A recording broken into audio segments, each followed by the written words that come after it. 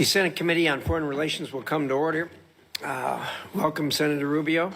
Before we start, I'll tell you what we're going to do here. I'm going to make an opening statement. Senator Shaheen is. We will then defer to Senator Rubio. Then we'll go. Excuse me. He took your chair and thinks he's running the place now, kind of like you did. Anyway. We'll then have your statement, Secretary Rubio, and then we're going to open it up to a round of 5-minute questions. Before we talk any further about what we're going to do, I want to talk a little bit about what we're not going to do. As you know, since I've taken chair of the committee, we have a zero tolerance on any kind of protests, on any kind of attempt by anyone in the audience to contact, influence, or in any way communicate with either the witness or people that are here on the dais. So that includes no signs, no standing up, obviously no shouting or comments.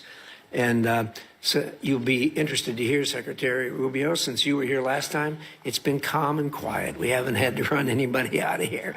But if we have a problem, you'll be taken into custody and banned from coming into this room for the next year.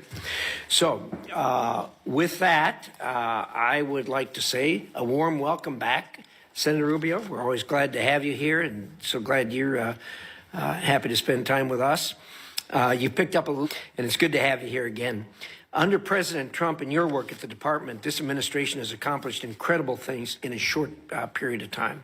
To name a few, a secure border, a ceasefire between India and Pakistan, continued pressure on both the Russians and the Ukrainians to end the war, and the return of American hostages from the clutches of Hamas.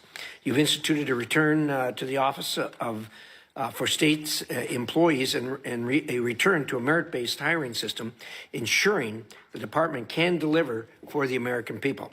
And of course, the Trump administration has sought to overhaul our federal spending, cutting much of the waste and abuse that wreak havoc on America's bottom line. Indeed, today up here, one of the main concentrations we have of the view is the fact that we're going upside down $1 trillion every 150 or so days. You've done all of these things while maintaining our strong presence abroad. This committee has worked hard in a bipartisan manner to approve 31 nominees for posts here and overseas to make sure you have the staff you need. And we continue to do so because you can't be everywhere at once, and the U.S. must have high-level representation on the world stage.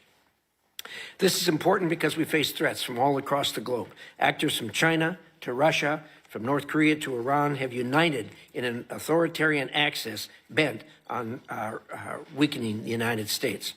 I believe China is America's greatest long-term competitor. But the previous administration treated China like an ally we disagreed with rather than an aggressor that takes advantage of America and our allies at every level. The Chinese government is fundamentally different from the United States. Where America promotes free markets and innovation, the CCP clamps down on businesses and steals American intellectual property. Where we believe that every person has God-given rights, the Chinese government commits genocide against Uyghurs and other minorities in China and harasses dissidents here in America. We want to work with you to ensure you have the tools you need to counter Chinese influence, including through the Development Finance Corporation and the Millennial Challenge Corporation. To truly counter China, we need to catalyze private sector growth worldwide where we can. As you know, China is not the only threat. Over the last decade, particularly in the last 3 years, Putin's aggression has created the largest security crisis in Europe since the Second World War. President Trump is working diligently to help end this conflict. We need to keep pushing our European allies to increase cooperation on security. Some have already boosted their defense spending to 5%, but many still need to take stronger steps to confront the threats they face from Russia. In the Middle East, even after the president's successful trip, tensions remain high. Hezbollah remains a disruptor to reform in Lebanon. Baghdad must work to disarm Iranian-backed militias. Israel remains under constant threat from Hamas and Iran's other proxies. And we all hope Syria's government lives up to the opportunity you and the president have given the country with sanctions relief. Meanwhile, the maximum pressure campaign this administration is reinstating on Iran is very promising. We stand a real chance at bringing greater stability to the Middle East. I know you and the President will continue this important work. Finally, I greatly appreciate President Trump's efforts to address long-standing issues with our foreign military sales process. Rebuilding our defense industrial base is critical to America's long-term national security, and FMS reform can play a vital role in that effort. However, I should note that many of the problems that plague the FMS process are the result of less than desirable policies and practices at the Department of Defense. It is in our interest to expand our defense production capacity and deliver needed capabilities to our allies. This committee has always worked closely with the administration on foreign military sales, and I know this will continue under your leadership. Secretary Rubio, as you and President Trump remake the State Department, I hope you'll consider this committee a partner and closely collaborate with us. As you bring the department into the 21st century through thoughtful reforms, I hope to finally see implementation of my Secure Embassies Construction Counterterrorism Act and Mission in a Box Act. These laws will help build new embassies easier, faster, and more cost-effectively, consequently freeing our personnel to conduct diplomacy abroad that advances American interests while better positioning the U.S. government to outcompete adversaries like China. Everyone who sits or has sat on this dais, including you, cares deeply about America's standing in the world. I look forward to hearing your vision for the ongoing State Department reorganization and how it will protect our national security interests. Thank you again for coming today. Again, a warm welcome, Senator Shaheen. Thank you, Mr. Chairman. Secretary Rubio, welcome back. 4 months ago, you sat in that chair and you said that China is, quote, the most potent and dangerous near-peer adversary this nation has ever confronted. You called China an industrial competitor, an economic competitor, a geopolitical competitor, a scientific competitor. I believe you were right. And yet, this administration has eviscerated 6 decades of American foreign policy investments, undercutting our ability to compete with adversaries like China. And Beijing is not just sitting back. As Elon Musk took a chainsaw to USAID and you proposed cutting 83% of foreign assistance programs, China has promised increasing its diplomatic budget by 8.4%. As we move to reduce our diplomatic workforce and discuss closing U.S. embassies, China has more diplomatic missions than any other nation on Earth. And as the U.S. canceled PEPFAR, our most successful program fighting HIV/AIDS, China has been happy to replace our global health efforts across Africa and Asia. As this administration distracts from serious national security issues with threats against Panama and Greenland, Xi Jinping has welcomed Brazil's president and other Latin American leaders pledging more than $9 billion in investments. And as the U.S. has shuttered Voice of America and Radio Free Asia and crippled the State Department's ability to counter foreign propaganda, China pours billions into propaganda, spreading lies and eroding trust in the U.S. As this administration imposes tariffs on our closest allies, China is courting them in Europe, in Asia, and in our own hemisphere. Beijing is making the case that they are, and the term they are using is frightening, they are a more reliable partner than the United States. And it's not just our allies. Xi has deepened ties with Putin, shielding the Russian economy from sanctions. Because of that, and because President Trump has given away our leverage, Putin doesn't feel pressured to agree to a ceasefire in Ukraine. And for all the administration's talk, for all Elon Musk's promises, according to reports, DOGE has not saved a dime. CBS News reports that the federal government has spent $200 billion more in its first 100 days than it did last year. And according to the Partnership for Public Service, DOGE's cuts might cost American taxpayers $135 billion this year. This is in addition to the costs to American families and businesses stemming from the president's trade war. I recently met with a New Hampshire company that provides ball bearings to the aerospace industry. They do a lot of their business with defense. Their lead time for steel has gone from 20 weeks to 2.5 years because of the tariffs on steel. We can't support our defense industry with a 2.5-year lead time on steel. According to the Yale Budget Lab, consumers face an overall tariff rate of 17.8%, which is the highest since 1934. That's $2,800 per household each year. And these tariffs amount to the largest tax increase during peacetime in U.S. history. 4 months ago, Mr. Secretary, you said we were going to be safer, stronger, and more prosperous. But whether it's President Trump's deals with the Sinaloa cartel to let cartel members into the United States, or watching masked agents abduct a Tufts college student, I don't feel safer. With Canadians canceling summer trips to New Hampshire and hurting our tourism industry, I don't feel more prosperous. And after traveling to Ukraine and visiting the graves of people who were massacred on the orders of a Russian president this administration has bent over backwards to please, I don't feel more secure. To your credit, Mr. Secretary, your trip and the statement from President Trump that he will be lifting sanctions on Syria was welcome news. And you've worked to restart some programs and grant waivers to others. But contrary to what we've heard, life-saving health and humanitarian aid is still not flowing in any meaningful way. My staff was just in Africa. We have photos of the empty shelves and closed-down clinics. We were promised a golden age for America, but instead our disease surveillance programs are down, our counterterrorism programs are in chaos, the ceasefire in Gaza has ended and fighting has begun again, and we have unilaterally disarmed against some of our most dangerous adversaries. You know, one of the things that I'll never forget in the past 4 months is my trip to Ukraine, where we stopped in Poland, which has been one of the most pro-American countries in the world. But because of the cuts and the stop work orders, we met with one civil society leader who was working with Ukrainian refugees. And he said to me, to the Codel, we always looked up to Americans. You are a trusted ally. My trust in America is broken. They were told to remove all the American flags with the halt on assistance to foreign assistance. Removing all the American flags is a sad commentary on the foreign assistance legacy for this administration. American flags coming down around the world. Thank you, Mr. Chairman. Well, thank you, Senator Shaheen. Secretary Rubio, there appears to be a modest disagreement in view of the condition today. It's your turn.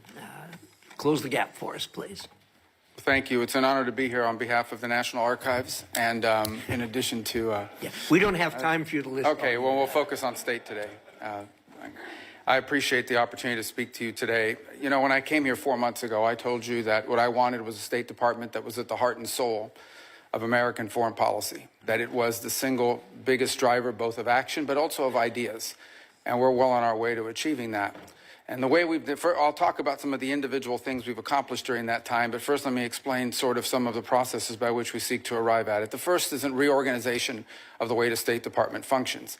And we have sort of previewed that with the committee and many of the individual members. Obviously, we'll have to we've taken input and are taking input now through the notice process, and then we'll come back to you with a formal congressional notification once. But we are taking a lot of the input, both provided by individual members and your staff, but also from inside the building. But if I could simplify, the goal is this, and that is... Yeah, all right, first...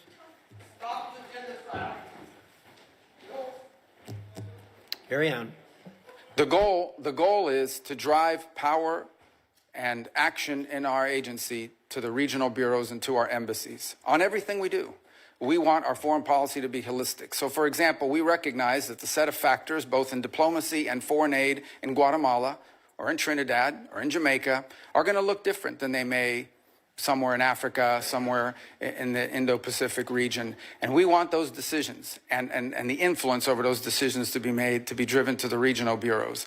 And so what we've done is we've taken a lot of the functional bureaus and functional processes and moved them under the purview of the regional bureaus and the career individuals that serve there, and ultimately down to the embassy. One of our first tests, Senator Shaheen, is going to be in Syria. We don't have an embassy in Syria. It's operating out of Turkey.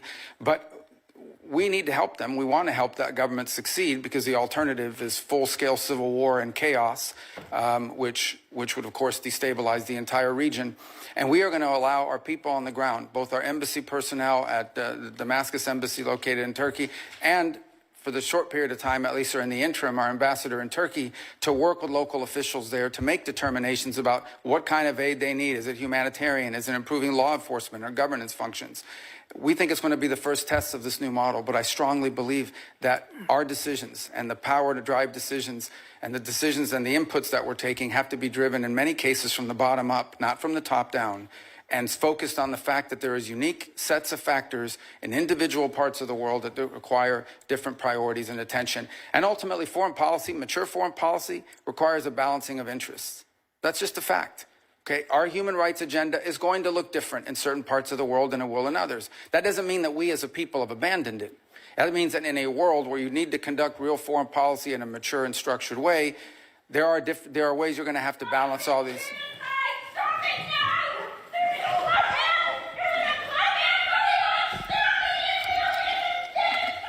Actually, Senator Rubio, we're making progress. There's protesting in English now. Oh, remember that? Yeah. Remember last time. So we have to understand, and that's why we think it's so important that our regional bureaus be at the core and at the heart of everything we do. And so we feel good about that part of it. By the same token, I think critical to this are some of the reforms we're trying to make to foreign aid. And I said when I appeared before this committee, everything we do has to make us stronger, safer, or more prosperous. So we've undertaken a review of our foreign aid. And the reality is that there are many of these programs, some are good programs. Some make all the sense in the world, and we wanted to pursue those programs. Some of these programs make all the sense in the world, but frankly, on the priority scale, perhaps other programs are more important. Others, frankly, made no sense at all. We can talk about some of those programs today. We funded things around the world that made absolutely no sense. I will say this, even with the reforms we put in place and what we're suggesting is changes to our foreign aid, we still will provide more foreign aid, more humanitarian support than the next 10 countries combined, than the entire OECD, and far more than China. China doesn't do humanitarian aid. China does predatory lending. That's what Belt and Road Initiative is. That's what all of their aid. They have zero record of doing humanitarian aid in the world. And frankly, they don't know how to do it. They have no interest in doing it. What they're very good at is going into some country, making you a loan, and then holding that debt over your head. And that's what they continue doing. By the way, you have to hire a Chinese company to do it. So I don't agree with this assessment that there's no evidence whatsoever that China has either the capacity or the will to replace the U.S. in humanitarian assistance, in food deliveries, or in developmental assistance for that matter. We provide development assistance. They provide debt traps. And that's a point over and over again around the world that we've made, and we found receptive audiences to it. Now look, anytime you undertake reforms of this magnitude that needed to be made, you're going to have hiccups and you're also going to have controversy. But these reforms had to happen. At USAID, 12 cents of every dollar was reaching the recipient. That means that in order for us to get aid to somebody, we had to spend all this other money supporting this foreign aid industrial complex. We're going to find more efficient ways to deliver aid to people directly, and it's going to be directed by our regional bureaus, and it's going to sponsor programs that make a difference, and it's going to be part of a holistic approach to our foreign policy. And I look forward to engaging with this committee and the appropriators as well, and ensuring that we get to the right place on that. My last point I would make, and this is something I am very proud of. I believe, and I'm not besmirching anyone else, but I believe that the approach we have taken at the State Department, and frankly at USAID, but at State Department, to move forward reforms that involved intake from all of our partners, that required input from people within the building. Many of the reforms we've made were driven by people inside the building, many of whom have worked there for 20 or 30 years. And now we are engaged with Congress, both in the House and Senate, in a comment period where we're taking many of your comments and are making changes to our organizational proposals that we look forward to bringing back to you with an official congressional notification. And even after that, there'll be an opportunity to move forward. But the State Department had to change. I'm telling you, it was no longer at the center of American foreign policy. It had often been replaced by the National Security Council or by some other agency of government, when in fact we have these highly talented people, many of whom have served in multiple posts around the world and have a holistic view of how foreign policy needs to be conducted, that were being edged out. Because you know what? When I get a decision memo early on at the State Department and they would hand me these memos, there were 40 boxes on this piece of paper. That means 40 people had to check off, yes, okay, before it even got to me. That's ridiculous. That takes too long. That's why people said, don't use State Department. They take too long, and it's too cumbersome.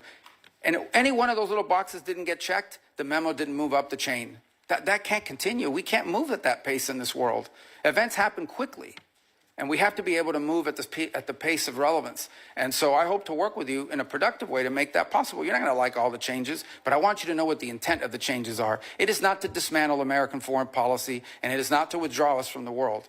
Because I just hit 18 countries in 18 weeks. That doesn't sound like much of a withdrawal. And I see some of these foreign ministers, including individuals from Ukraine, more than I've seen my own children. And I talk to them at least 3 times a week. We are engaged in the world, but we're going to be engaged in a world that makes sense and that's smart. And that isn't about saving money. It is about ensuring that we are delivering to our people what they deserve, a foreign policy that makes America stronger, safer, and more prosperous. Thank you. Thank you, Senator Rubio. We're going to do a round of questions. We'll go 7 minutes since we have a secretary here. And I'm going to start. One of the things that you mentioned, and admittedly, what we're dealing with here is a large number of subjects. I want to focus on one that Senator Shaheen and I have worked together on, and that's the Syria matter. Thank you and the President for suspending or lifting the sanctions on Syria. I think the next step, and I think you agree with us that both Syria and Lebanon are opportunities for us. And we need to explore the opportunities with a careful eye on what's going on to make sure it stays on track. I think the next step, as far as I'm concerned, as far as moving Syria forward, is getting personnel on the ground there. And you and I talked about the possibility of opening the embassy.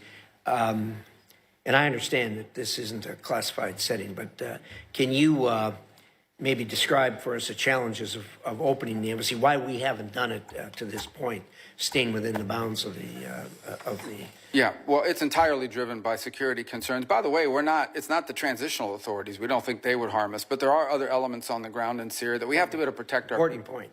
And there are the ability, you don't just have to be able to get people in, you have to be able to get people out. We have all kinds of requirements that are there for a reason. If someone is hurt, do you have a medical evacuation plan? Can you secure a facility from an attack from an armed group, many of whom are still running loose in the country, unfortunately? It's one of the fundamental challenges the transitional authority is facing. On the broader point of Syria, I would say when Syria, if you look at the history of the region, when Syria is unstable, the region becomes unstable. And this has certainly been true after the Arab Spring led to the Assad rebellion against Assad, and that really destabilized the entire region. And then it turned Syria, frankly, into a playground for jihadist groups, including ISIS and others, that used it to operate and to destabilize their partners. So you have this change in December. And my view, which I've discussed with many of you individually, is the bad news is that the transitional authority figures they didn't pass their background check with the FBI. Okay, they've got a tough history and one that we understand. But on the flip side of it is, if we engage them, it may work out, it may not work out. If we did not engage them, it was guaranteed to not work out. In fact, it is our assessment that, frankly, the transitional authority, given the challenges they're facing, are maybe weeks, not many months, away from potential collapse and a full-scale civil war of epic proportions, basically the country splitting up. The good news is that there is a Syrian national identity. It is one of the places in the Middle East where Alawis and Druze and Christians and Sunni and Shia have lived and Kurds have lived alongside each other underneath the banner of a Syrian identity until it was broken by a butcher, Assad, who pitted them against each other. So they face a number of challenges. The first is they are dealing with deep internal distrust in that country because Assad deliberately pitted these groups against each other. He claimed to be the protector of the Alawis and the Christians and pitted them against the Druze or whoever else he wanted to, and the result is a deep level of distrust. The second is the displacement, upwards of 6, 7, 8 million Syrians living abroad, very successful, by the way, in the countries they go to. But we need to figure out how we can enable the transitional authority to create an environment where they come back home, where they can come back to their homes, where they can help rebuild their economy. But what prompted the president to move quickly on sanctions? Because we had a plan. We engaged with the foreign minister at the UN here in New York. We gave him a visa to come into the country. We allowed their finance minister to come to World Bank meetings here in Washington, D.C. The next step was I was going to meet with the foreign minister, and some of you may have met with him already at Munich, but I was going to meet with him in Turkey at the NATO gathering. But the president had an opportunity to meet with al-Shara, and frankly, he made a bold decision. I'll do it. I'll meet with them under the Saudis and the Turks that encourage that. And the rationale and the reason is we need to, right now, the most important thing is that partnering nations, the nations in the region want to get aid in, want to start helping them, and they can't because they're afraid of our sanctions. So they don't. The lifting of the sanctions, its most immediate impact will be to allow neighboring countries to begin to assist the transitional authority to build governance mechanisms that allow them to actually establish a government, unify the armed forces under one banner and the like. But I want to be frank, that won't be enough. You know, with the Caesar Act, we can issue waivers, but these waivers, because of expirations on them, are not going to attract the kind of foreign investment. Ultimately, there's going to have to be something done congressionally or more comprehensively to ensure that if the right steps are taken, we can create an environment for private sector growth that begins to provide economic opportunity to the people of Syria. But one last point I would make is the outcome in Syria will have a deep impact on what happens inside of Lebanon, because Lebanon, too, has been hurt by a combination of clashes at the border, but also they've had to assume responsibility for some of these Syrian refugees. We believe that, by the way. So the combination, if you think about a region, let's say 2 years from now, where Syria and Lebanon are stable, that opens up incredible opportunities around the region for all kinds of peace and security and the end of conflicts and wars. Obviously, this is a big task. It's, you know, big picture thinking, but it's a historic opportunity, and one that we are obligated to try to explore and see if we can make it work.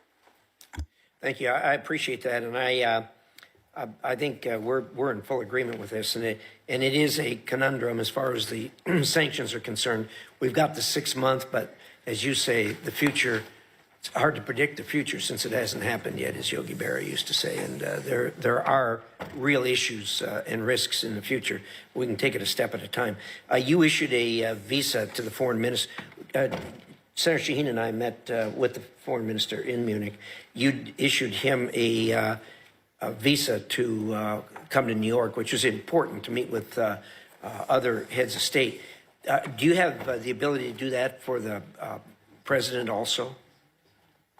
Sure. I mean, we could, and there may be an opportunity to do that come the General Assembly of the United Nations. Yeah, probably will be, and I think that's important. Let me, you know, we do hear a lot of complaining and renting of garments over cuts here and there on our foreign assistance, but the number you laid out is absolutely stunning. That the United States contributes more to foreign aid than the next 10 countries put together. I mean, that's an absolutely stunning number. So I guess what you're telling us before we feel too guilty about it, that we need to look around and compliment ourselves for what we are actually doing and have been doing for a long time. Fair statement? Yeah, there's no doubt. And we want to do it in a smarter, more targeted way. Lastly, let me give you a minute on PEPFAR. People talk a lot about the cutting in PEPFAR. And I think virtually everyone here supports PEPFAR. But you've done some things to it to make it better. Can you give us a short dissertation on that? Very short, please. 85% of PEPFAR is functional right now. I know there was some hiccups on the payment systems, not the waivers, the payment systems, because it goes to Treasury. Treasury has to push the money out. And there were some hiccups, which I acknowledged in conversations with many of you, but we have fixed that program and the money's flowing. So 85% of PEPFAR is functioning and is operating. There was reduction in about 15% of or individual pieces of the program, but PEPFAR today stands at 85% of functionality. And you know, when I hear these stories about, well, the money's like, we're moving money out of the building every single day, 20 million one day, 35 million the other. I mean, money is moving out the door. It's going to somebody. Some of it is going to pay for work that was conducted in December, January, February before the freeze. So we are paying back invoices on some of them. But most of it, a lot of it, is going towards ongoing programmatic activities that are approved and that we've either through a waiver and or approval process are moving forward on. Thank you. Appreciate that. Senator Shaheen. Thank you, Mr. Secretary. I have a number of questions, but I first want to go back to what you had to say about China, because I agree that their efforts are predatory. But I think somebody may be missing what they are doing in response to our ceasing of foreign assistance in places. And Mr. Chairman, for the record, I'd like to submit this fact sheet. The PRC supporting international assistance is U.S. withdraws. It's dated April 29th. And just to give you a few examples, earlier this month, General Michael Langley, who's the commander of U.S. Africa Command, I sit on the Armed Services Committee, and when we asked him about the end to specific USAID programs, he stated that the PRC is trying to replicate, in quotes, specific USAID programs in Africa that the Trump administration cut, including PEPFAR. And I mean, there are several pages of these examples. Another one is in Cambodia. After the U.S. terminated $2 million in demining programming in Cambodia, the PRC immediately announced $4.4 million to expand its own demining programs.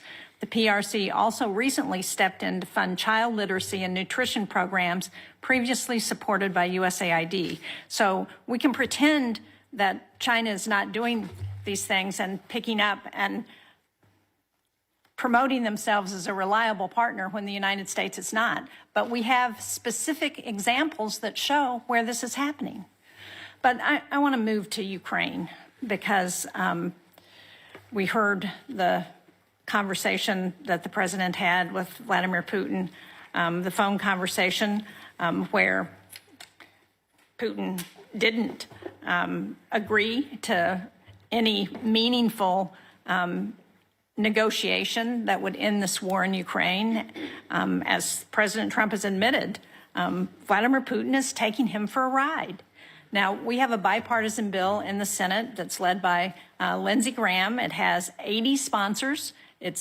I understand that the House members are ready to take this up on a discharge petition if we pass it out of the Senate. How much longer until we rein Putin in? And are you prepared to support that sanctions bill that Graham and Blumenthal and 78 other members of the Senate support? Well, let me answer your last question first, and that is about the bill. We obviously can't control what Congress does, and we've told the Russians this. Not now, 6-8 weeks ago. I believe, Senator Shaheen, you were involved in a conversation that made it clear to the Russians what would happen if there was no progress made. And that's been repeated multiple times. I would also make this point, and it's important. Every single sanction, not one sanction has been lifted on the Russians. Every single sanction that was in place under the previous administration remains in place. So this idea we've given up leverage, well, we have the same leverage today we had under the previous administration. Well, now, Mr. Secretary, I would argue that the leverage that we've given up is taking NATO membership off the table, taking away a commitment to continue to help the Ukrainians with intelligence sharing and with military equipment and arms that they need to help fight this war. Well, that continues. There was a pause for 1 week. All of that was restarted. That was intelligence sharing, though, but it doesn't cover the equipment and arms. Oh, absolutely. That program has not been rescinded. They continue to receive armaments from the United States. And we continue to fund what the Ukrainians need as the president. And are you prepared to pass another supplemental bill to support them? Well, that's a different decision. That's a different question. That's not up for me to decide. The White House would have to make a determination about whether to come to Congress for a supplemental. But everything that's been approved and congressionally appropriated is ongoing. In fact, to the extent that the Ukrainians have asked for anything additional, what they've asked for is air defenses, Patriot units, which frankly we don't have. But we are working closely with our NATO allies. There are NATO allies that do have some batteries of Patriot missiles that they could provide or transfer over to the Ukrainians to defend, for example, the airspace of Kyiv and other places.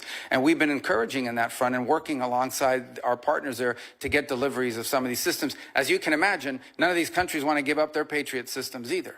But we can't make them fast enough, and part of the challenge we have in Ukraine is that munitions are being expended substantially faster than the ability of the broader West, not just us, but the West, to produce them. Now, that said, on the issue of Ukraine, here's what we can all agree on. There is no military solution to this crisis. Right. It will have to end in a negotiated settlement. And the fundamental challenge we have in Ukraine is this.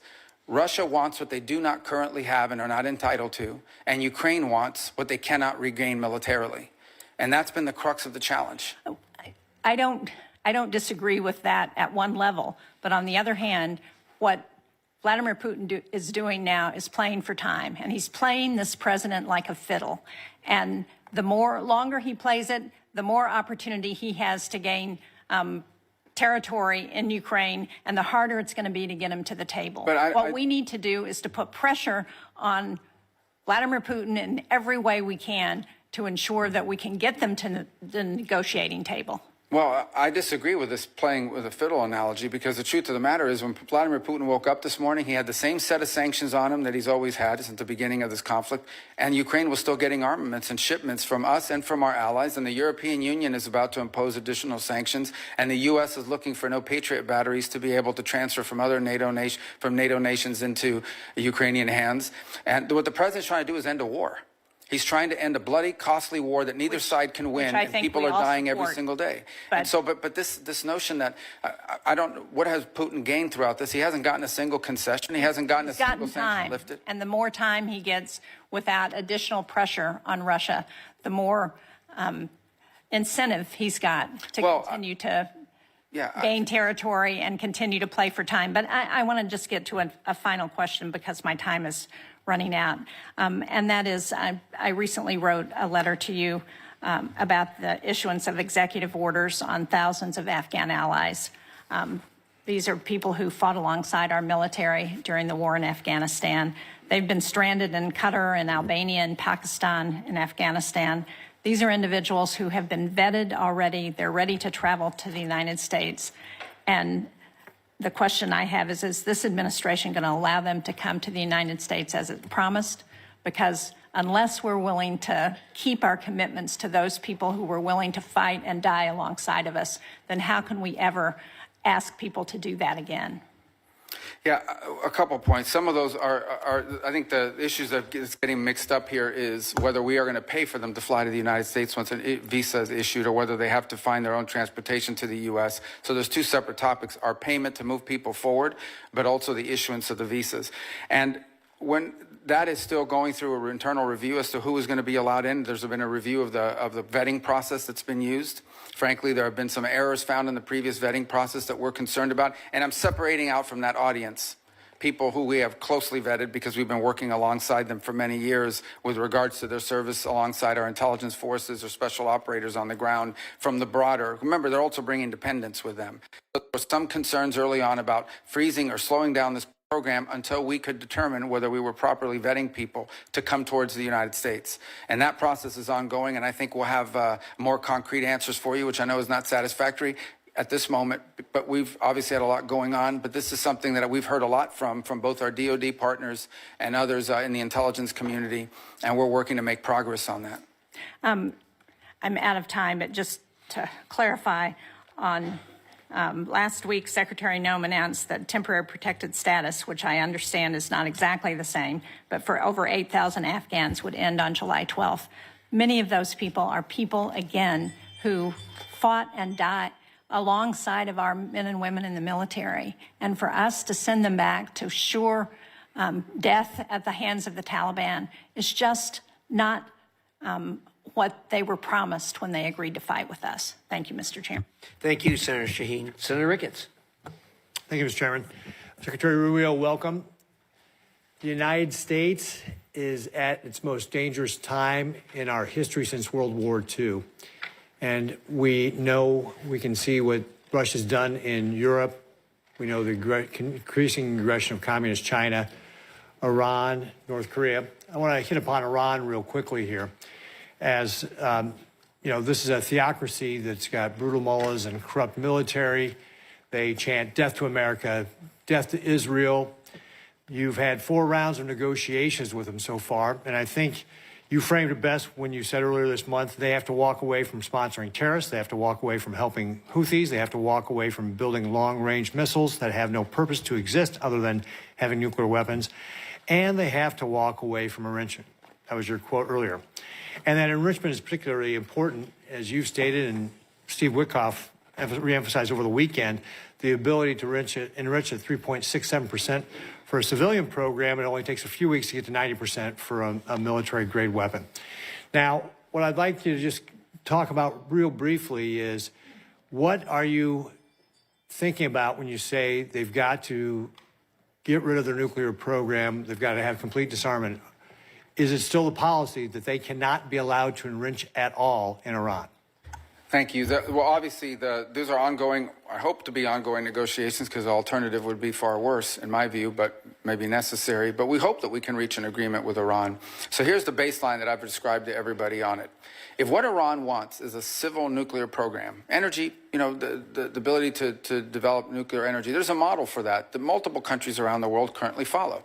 And that allows them to build reactors and then bring in enriched material and use it to generate electricity. And that's a model that will be available to Iran potentially if they choose to take it. If, on the other hand, they want to retain enrichment capability. And I just described this because if anyone's watching this or in the future, this can get a little complex. All of you understand it, but for the general public, it's important when you get into the details of this. Once you know how to enrich at any level, all you need is time to be able to enrich at a higher level. And they've already proven the ability to enrich at a higher level. In fact, they have, and are doing so now. In fact, their legislative branch passed a law requiring them to break JCPOA and enrich way beyond, almost well beyond 60%. So you're absolutely right. About 90% of the work of enrichment is getting to that 3.67 level. After that, the rest of it is just a matter of time, not to mention what the gap is from the 20% for medical isotopes, which is the other thing they insist upon. So the Iranian position is that they don't just want energy. They claim that enrichment is a matter of national pride. It is our view that they want enrichment as a deterrent. They believe that it makes them a threshold nuclear power and as a result becomes untouchable. And that is the crux of the situation we're facing right now. And there are other actors, and I won't go much deeper into it, but there are other nation states in the region that are also range from uncomfortable all the way to view as an existential threat the belief that Iran could ever be in a position of maintaining its enrichment capability in the long term that could quickly be weaponized. So that is the basis upon which we are negotiating with the Iranians. Our hope is that we can encourage them to show them a path towards prosperity and peace that allow them to develop their economy, that allow them, if they want, to have a civil nuclear energy program like other countries around the world have without enrichment. And it's our hope we can encourage them in that direction. The president has been very clear, and I won't elaborate any further, that they are never going to get a nuclear weapon. That is not going to happen. But I much prefer, and I would venture to guess all of you would much prefer, if we could reach an arrangement where they agree to this off-ramp, to this pathway towards prosperity and peace, as opposed to the road they have been on for the last 20 years. And it will not be easy. But that's the process we're engaged in now. Right, thanks. So let's go to communist China, because they're the greatest existential threat that we face as a nation. We both agreed last time you were before this committee that we need an all-of-government, not just an all-government, but we also need an all-of-society approach on how we face communist China. This was illustrated in a recent table talk exercise that I did with Sarah Coons and others, and I'm talking about contingency where Beijing tries to do an energy quarantine on Taiwan to force them to capitulate. And obviously unlocking Americans' energy is one of the ways that we can help counter this with LNG and biofuels, some of our strongest tools to be able to help our allies and partners. Cutting red tape, unleashing American energy in the private sector, we're positioned to be an energy supplier here of choice. But we need the infrastructure in place, and that includes having a West Coast LNG terminal. Can you talk a little bit about what you're thinking about when it comes to this type of contingency with regard to an energy quarantine in Taiwan and how the administration would approach that? Well, first of all, it would be devastating. The U.S., as you know, has agreements in place and assurances it's made on maintaining the status quo in that region, and those will remain viable without trying to be alarmist here. We know what those are, and we hope that never happens. But I think the broader issue that you touch upon, which I don't think is widely understood, again, members of the committee who follows this closely understand it, but more broadly, is the dangerous imbalance that has developed between China and the rest of the world on a number of fronts. The first is on access to rare earth minerals, which they have secured access rights all over the world on virtually every continent. They are predominant and or leading in their access. And it's one of the points of frustration that I have. You go to a country and you see how much money we've given in humanitarian aid, but when it comes to rare earth mineral rights and exploited, rights to natural resources, it's all on the Chinese side. So where's the connection between the aid we give to help countries survive and the fact that the Chinese are going in and somehow from these governments, bribery or otherwise, getting a hold of all these rare earth minerals and leases and contracts all over the place, not just in Africa, in Latin America, all over the place. The second is processing. They process all these rare earth elements. So we are literally, if they decide one day we're going to cut the world off, and they've threatened to do so to some extent with these trade negotiations, you won't be able to build an engine in this country. You won't be able to build a rocket or any of the things that we use in daily life. This is a very dangerous situation that's developed that has to be addressed as well. A lot of it will require domestic changes in our own country and building up our own domestic capabilities, for example, to refine rare earth minerals and to process, but also just to make things. Pharmaceuticals, another dangerous imbalance. We were, all this talk about them getting close to the Europeans, they're dumping on the European market. They're dumping electric cars. They're dumping all kinds of products because they're overproducing. They don't consume. So they dump all these products onto the European marketplace. But you know what the Europeans are very concerned about? The Italians in particular? They used to lead the world in pharmaceuticals, at least in the precursors and the key elements and the basic ingredients. Now the Chinese dominate 80-something% of that industry. They could cut off our medicine. So I think when you talk about energy, I could apply that to a host of critical industries in the 21st century. If we don't address that imbalance, which is what we're hoping to do with some of the trade proposals, but also domestic matters that the administration is taking on, we're going to be in real tough shape here very soon if we're not already. Thank you very much, Mr. Secretary. I see my time is up, but I look forward to continuing to talk with you about how we can create this all-of-society strategy to be able to fight back against Communist China, because you just laid out a lot of the things that we're at risk at, and we have to have a way to be able to push back on them so that they don't decide to try to take Taiwan by force or try to do an energy quarantine, which could lead to a war which would be devastating for everybody. Thank you, Mr. Chairman. Thank you. A sobering analysis of where we are on the supply chain.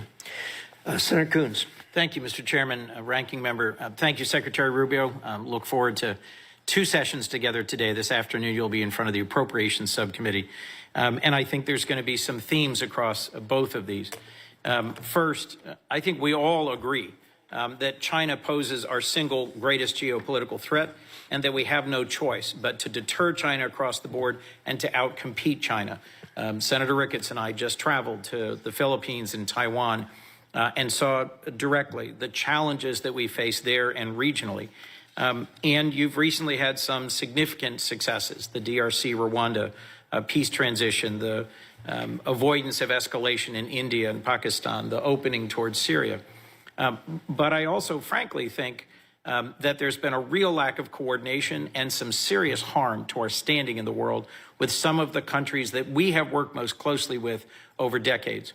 The DOGE-driven, abrupt and largely illegal cancellation of billions of dollars of contracts for humanitarian relief and aid, and the disrespect and the dismissal of thousands of AID staff and our NGO partners stands in sharp contrast to the state reorganization process you just presented on in your following.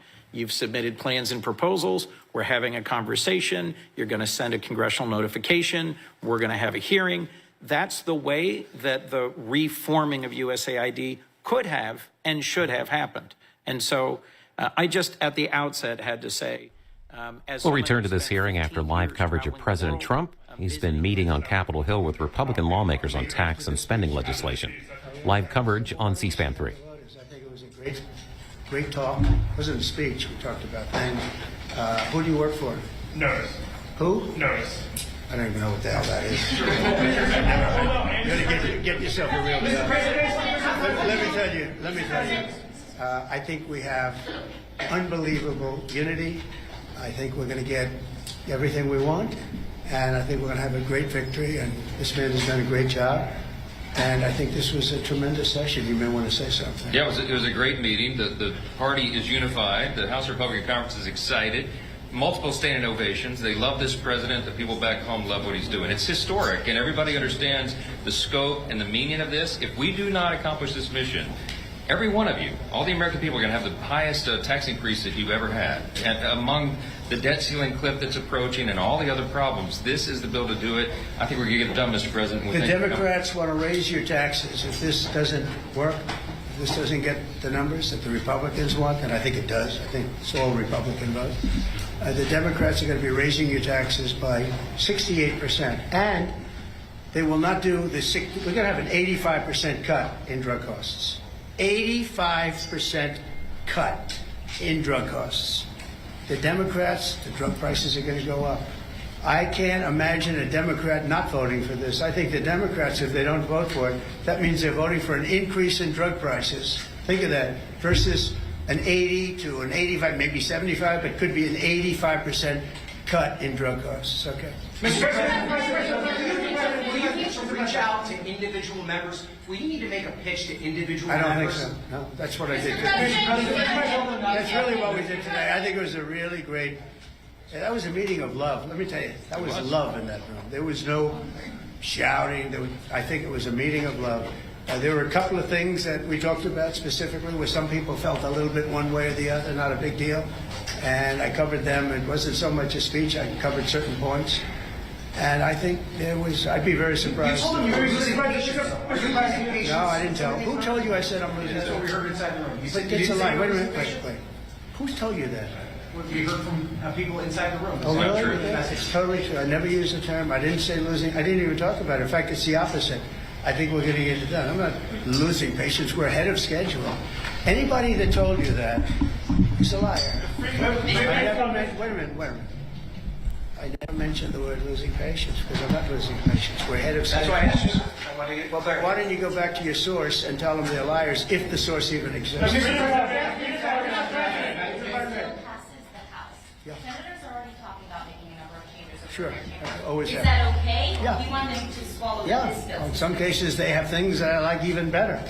No, it always happens. There'll be some changes. But John Thune and Mike have been very closely aligned on this. They've been moving it up together. Mr. President, apparently you said don't F with Medicaid. Apparently you did say in the room. There is some concern among some Republicans, including Senator Josh Hawley, that this could impact benefits and there could be amount to avoid hidden tax on the. I didn't say. Here's what I said. I'm wondering if you're. Here's what I said. You want to hear what I said? Those members who are I worried about the low said balance waste, for supporting this bill. fraud, and abuse for Medicaid. If you find waste or fraud or abuse, we want to strengthen Medicaid. We want to strengthen Medicare. Waste, fraud, and abuse. The Democrats will let illegals be on. They'll destroy it. It will be destroyed. They want to have illegal immigrants be on. And if you do that, because it wasn't designed for that. Waste, fraud, and abuse. Can you guarantee that your voters who supported the election, particularly working class voters, will not lose health insurance under this bill? Oh, they won't lose health insurance. Not only that, remember, I'm cutting drug prices by 85%. And right now, I'm saving it. I'm saving the whole thing because I did something that nobody was willing to do. Other countries pay a tiny fraction what we do. And I instituted favored nations. We're now going to pay the lowest in the world. We're going to be the equivalent of the lowest country in the world. People go to London, they go to Canada, they go to other countries, many other countries, because they want to buy their pharmaceutical products, their drugs, at a fraction of the cost. Now we're going to have the lowest cost anywhere in the world, and nobody else would do that but me. And that might be an election by itself, might be election winning. Now, when you add that in, when you put that into Medicaid and Medicare, we've just strengthened Medicare and Medicaid. And the Democrats won't do that. You know why? Because they're taken care of by the drug companies. And the ones that are taken care of are hard line. Some Republicans get money from drug companies, and that's okay, because they're okay with it. I talked about it. The drug companies take care of everybody. It's the biggest lobby, most powerful lobby in the world. There's no lobby like that. But the Republicans are okay with it. Not only okay with it, they love it. It was time. So we're going to cut drug prices from 75 to 85, in some cases even more than that. You know, I was telling the story that, and some of you were at that news conference. I gave a news conference where I was the first one in 18 years to cut drug costs for the year. And they were like a quarter of a point to half a point less. And I was very proud of that. Now I'm cutting them by 80, 85% because I stopped the scam. This was a scam between the middlemen and the drug companies. This was a giant scam. And by the way, and other countries, because other countries fought for this. This was a giant scam, and we're not done away with. It was actually created as an alternative to the way we did aid with USAID. And so there's work happening on both of them. So My personal view on DFC is I think DFC has an opportunity to perhaps do more. It's the sort of investment we want to make around the world and the way it's structured. And on Millennium Challenge, it's undergoing a review right now, but the review is designed to improve it, not to eliminate it. Well, we should talk more directly about that. I'm concerned that what's happened in other agencies is happening there. The overwhelming majority of the headquarters staff being suspended or fired, and then compacts eliminated more quickly than it's being reformed. Same thing with global communications through USAGM, Radio Free Europe, Radio Free Asia. I'm concerned that we are conceding spaces to the PRC when we should be working together on a shared objective, which is to deter and compete successfully with the PRC. Thank you. Senator Curtis. Thank you, Mr. Chairman. Mr. Secretary, as you talked about visiting 18 countries and not being with your kids, I had a pain of guilt with you being here today, but thank you for making this a priority and being with us today. This might surprise some of my colleagues and maybe even you, but for the last several years, I've led a Republican delegation over to the Conference of the Parties, COP. And I believe that a Republican voice is really important at that table. I would point to issues, for instance, like nuclear. When I first started attending COP, nuclear was out of power, and we were shouting from the housetops that we had to have nuclear power. And I think that's shown the influence of a Republican voice over there. Your agency has done, and I applaud, a lot of reduction in cost cutting. Part of that's been the State Department's Office of Global Change, which would normally handle the COP arrangements. I'm wondering who we would work with, and if you've given any thought of who we can coordinate to make sure the U.S. and that we have a good presence over there in Brazil. Yeah, so that'll be rolled into our Economics Bureau and the restructure. And I think on the energy front, it's actually going to be at the forefront of foreign policy for the next 100 years. One of the reasons why just AI alone and AI development alone is going to put a strain on the amount of energy that it's going to take to produce AI and AI-driven innovations will. We just don't produce enough global energy to meet it. And so it's going to provide two things: the strategic opportunities for nations that can deliver cost-efficient energy and in a sufficient volume. It's going to become an enormous opportunity for these countries to be leaders in the AI space. But the other is it's going to put a strain on everybody else because it's going to use up those energy resources. So we need to be at the table to have conversations about how, not just what our role in energy is, but how we help invest or partner with countries that have a supply of energy. So as an example, Paraguay has a hydroelectric plant right now, and they were in a long-term deal with Brazil where they sold them 50% of the energy being produced. That deal is now expired. They're trying to figure out what to do with the 50% of electricity generated by hydropower that is no longer going to be going to Brazil. And they can't put that in a tank and ship it overseas. So someone, if they're smart, is going to go down to Paraguay and open up an AI facility. Guyana has just made extraordinary discoveries on natural gas and oil. This is a country that's going to become incredibly rich very quickly and has an opportunity to both invest that wealth to develop their society, but also become a platform for other industries that could help strengthen the region. For the sake of time, I just would love to work with the State Department on that, make sure we have a good presence for that message. I also believe the United States can carry a message that you don't have to give up affordability, you don't have to give up reliability, and we can also be clean. I think that's a really strong message for us. Foreign assistance has been talked about a lot today, and I'd like to just point out that there are a number of philanthropic entities in Utah. We have the Church of Jesus Christ of Latter-day Saints who are really ready to stand up and go to work. I know Catholic Charities, there's many like that. And just want to make sure you're factoring those into kind of your rebuild and restructure. I know there are a lot of people like that ready to jump in and be part of this.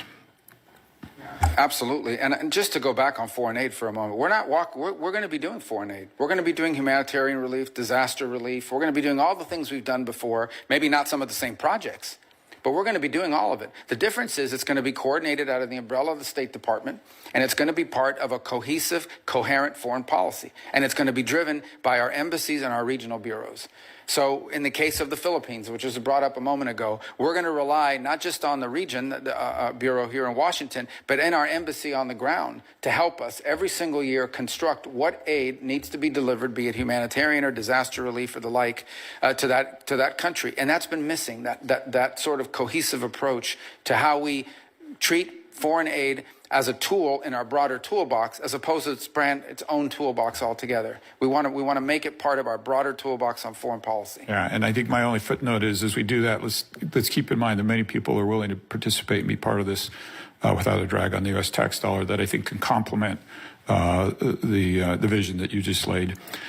I've had the opportunity to work with you on the House side on some legislation and to some degree fill some of your big shoes here on Taiwan and Hong Kong.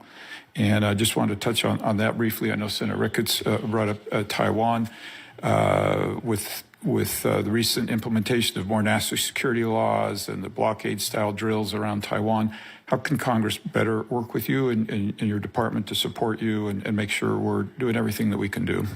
I mean, unfortunately, with Taiwan, I think with Hong Kong, as we've seen, as its autonomous stand, I think our law now reflects that, is no longer real. It is basically an extension of, and I think one of the great examples of that is a company named Hutchison Ports, which is headquartered in Hong Kong. And they control two of the main facilities, the two main facilities on the Panama Canal. And everyone was saying, well, they're not a Chinese company. They're not Chinese. They're a private Hong Kong company.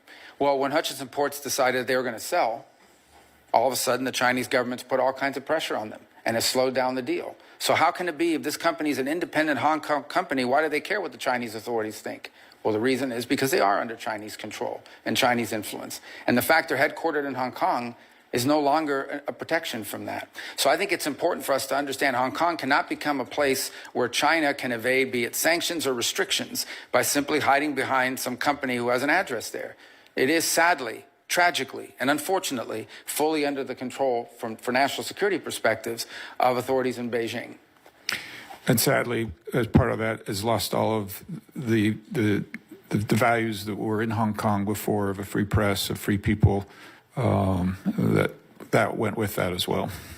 Yeah, those are incompatible with, authoritarian rule. Good. Thank you. Thank you for being here today, Mr. Chairman. I yield. Thank you, Senator Curtis. Senator Murphy.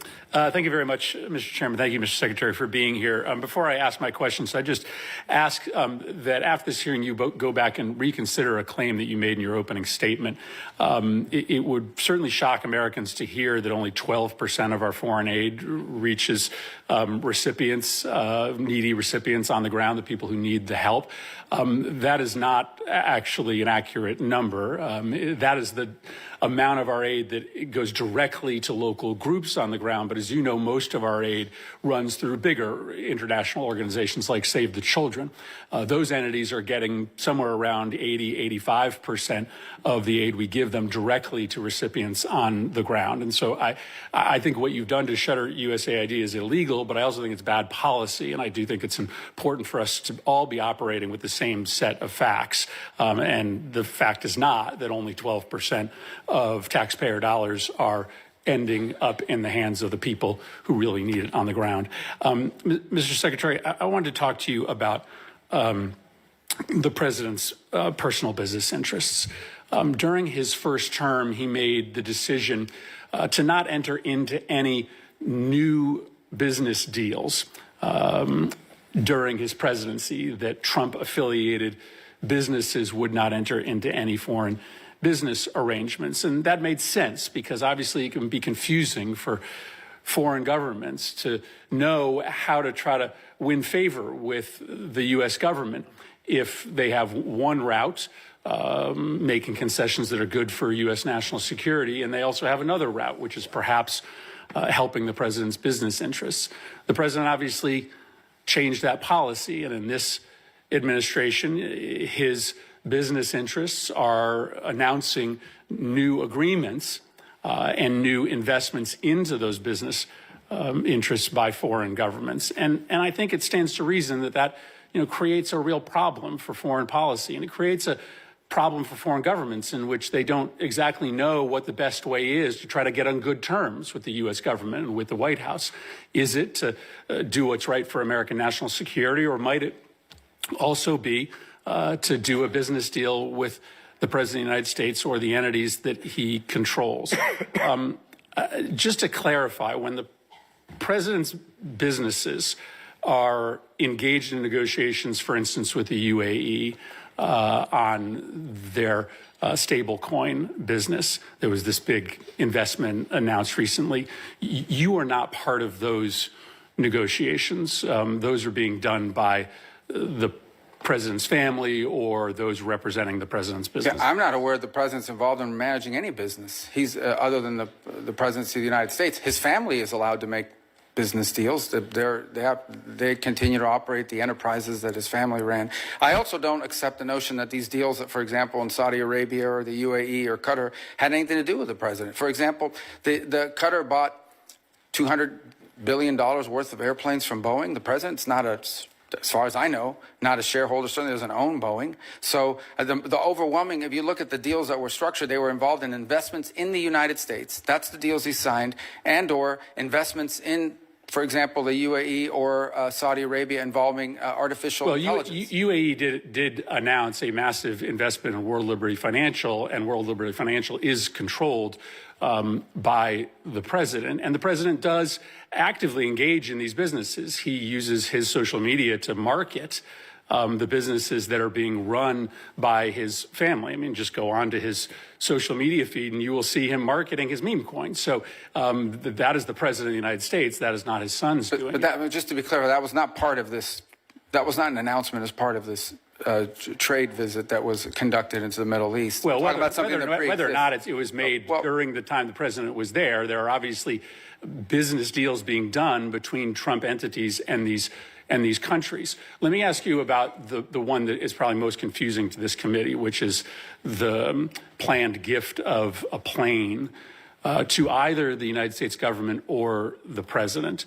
Is it your understanding that this luxury plane that Qatar has offered the president, and the president has announced he is willing to accept, is a gift to the United States government, or is it a gift ultimately to the president himself that he can use in his library? Well, you'd have to talk to the Department of Defense, because this is a replacement or at least a temporary bridge plane for Air Force One, the new Air Force One, which is way off its delivery schedule. And so that would have to be with the Air Force. They operate Air Force One. My understanding of it basically has been from the very beginning that this is a plane that was identified after talking to Boeing about what other planes around the world would fit the bill that are out there that could be used now. They identified the ones the Qataris had as an opportunity for one, and as a result, or the UAE had as opportunity for one. And that's how that deal was. And it's not your understanding that the plane ultimately will belong to the president or to the president's library after? Well, I'm not involved at that level of it. I've never heard that before. What I've heard is that plane will replace Air Force One, which is an Air Force plane. Let me ask you about the dinner that's happening this Thursday night. The president has offered access to him to the 200 top purchasers of his meme coin. Reports are that maybe about half or more of those individuals who will be meeting with him, many in a VIP reception, are foreigners. Do you have a list of those foreign individuals who will be meeting with the president? I don't. I don't know anything about it. I didn't even know there was a dinner on Thursday night, so I'm not sure what you're referring to. So you don't know whether any of the foreign individuals who are going to be meeting with the president this Thursday night, for instance, are on our list of sanctioned individuals, or whether any of those individuals have connections to, let's say, terrorist organizations abroad? Well, I think if they had terrorist links, the Department of Homeland Security probably would not have allowed them into the country. But I don't even know there is a dinner on Thursday. You're asking me about something I don't know about.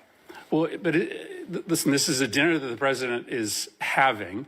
It is likely going to involve some very significant foreign interests. You have to be pretty wealthy in order to be able to get inside this dinner. Isn't that a relevant question for the Secretary of State? Yeah, I'm not the social Which foreign interests are going to be speaking to the president? I mean, it's kind of naive to believe that they aren't going to be in that room talking about national security matters. Well, I don't think that that's the case at all, because I would be aware if it was the case. The truth of the matter is I interact with government officials and others and governments of other countries. That's what I'll tell you, you're asking me about a dinner I don't know anything about. I can't answer you because I don't know anything about this dinner. It's the first I heard of it. Like I said, I don't keep the president's social schedule. It's not on my phone. It's not in my pocket. I don't even know. I can't comment on a dinner I know nothing about. Yeah, I think that represents a real problem for this committee, because there is clearly a way around the State Department for foreign individuals of significant influence and wealth to be able to directly lobby the president of the United States. But I don't think your that's answer fair. Is that you don't know this is happening. Well, I don't know that there's a dinner. That in and of itself is I don't know that there's a dinner, and I don't know what the guest list is, but I can tell you I've run into the president of FIFA from the World Cup. He's here all the time. I see him. He's a private individual. It's not a government entity.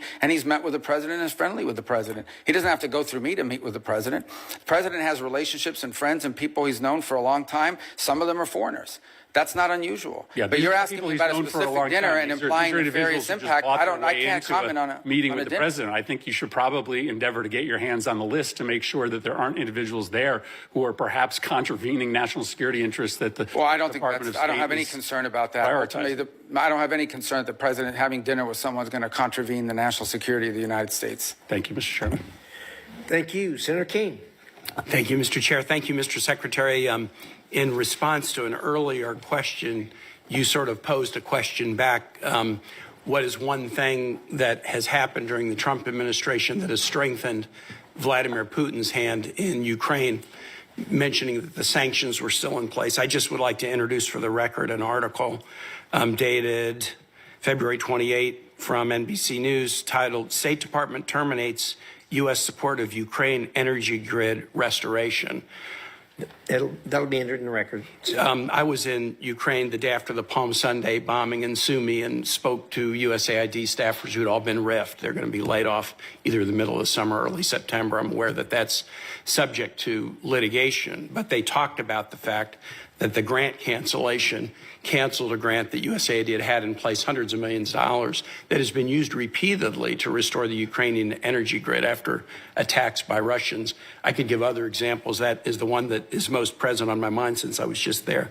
Mr. Secretary, I want to ask you about the program. It's the United States Refugee Assistance Program, and this is a program that state is the manager of, but together with other cabinet secretariats, DHS and HHS. State plays the lead management role, and it is how to manage the U.S. refugee assistance programs in tandem with contractors who help the United States on that.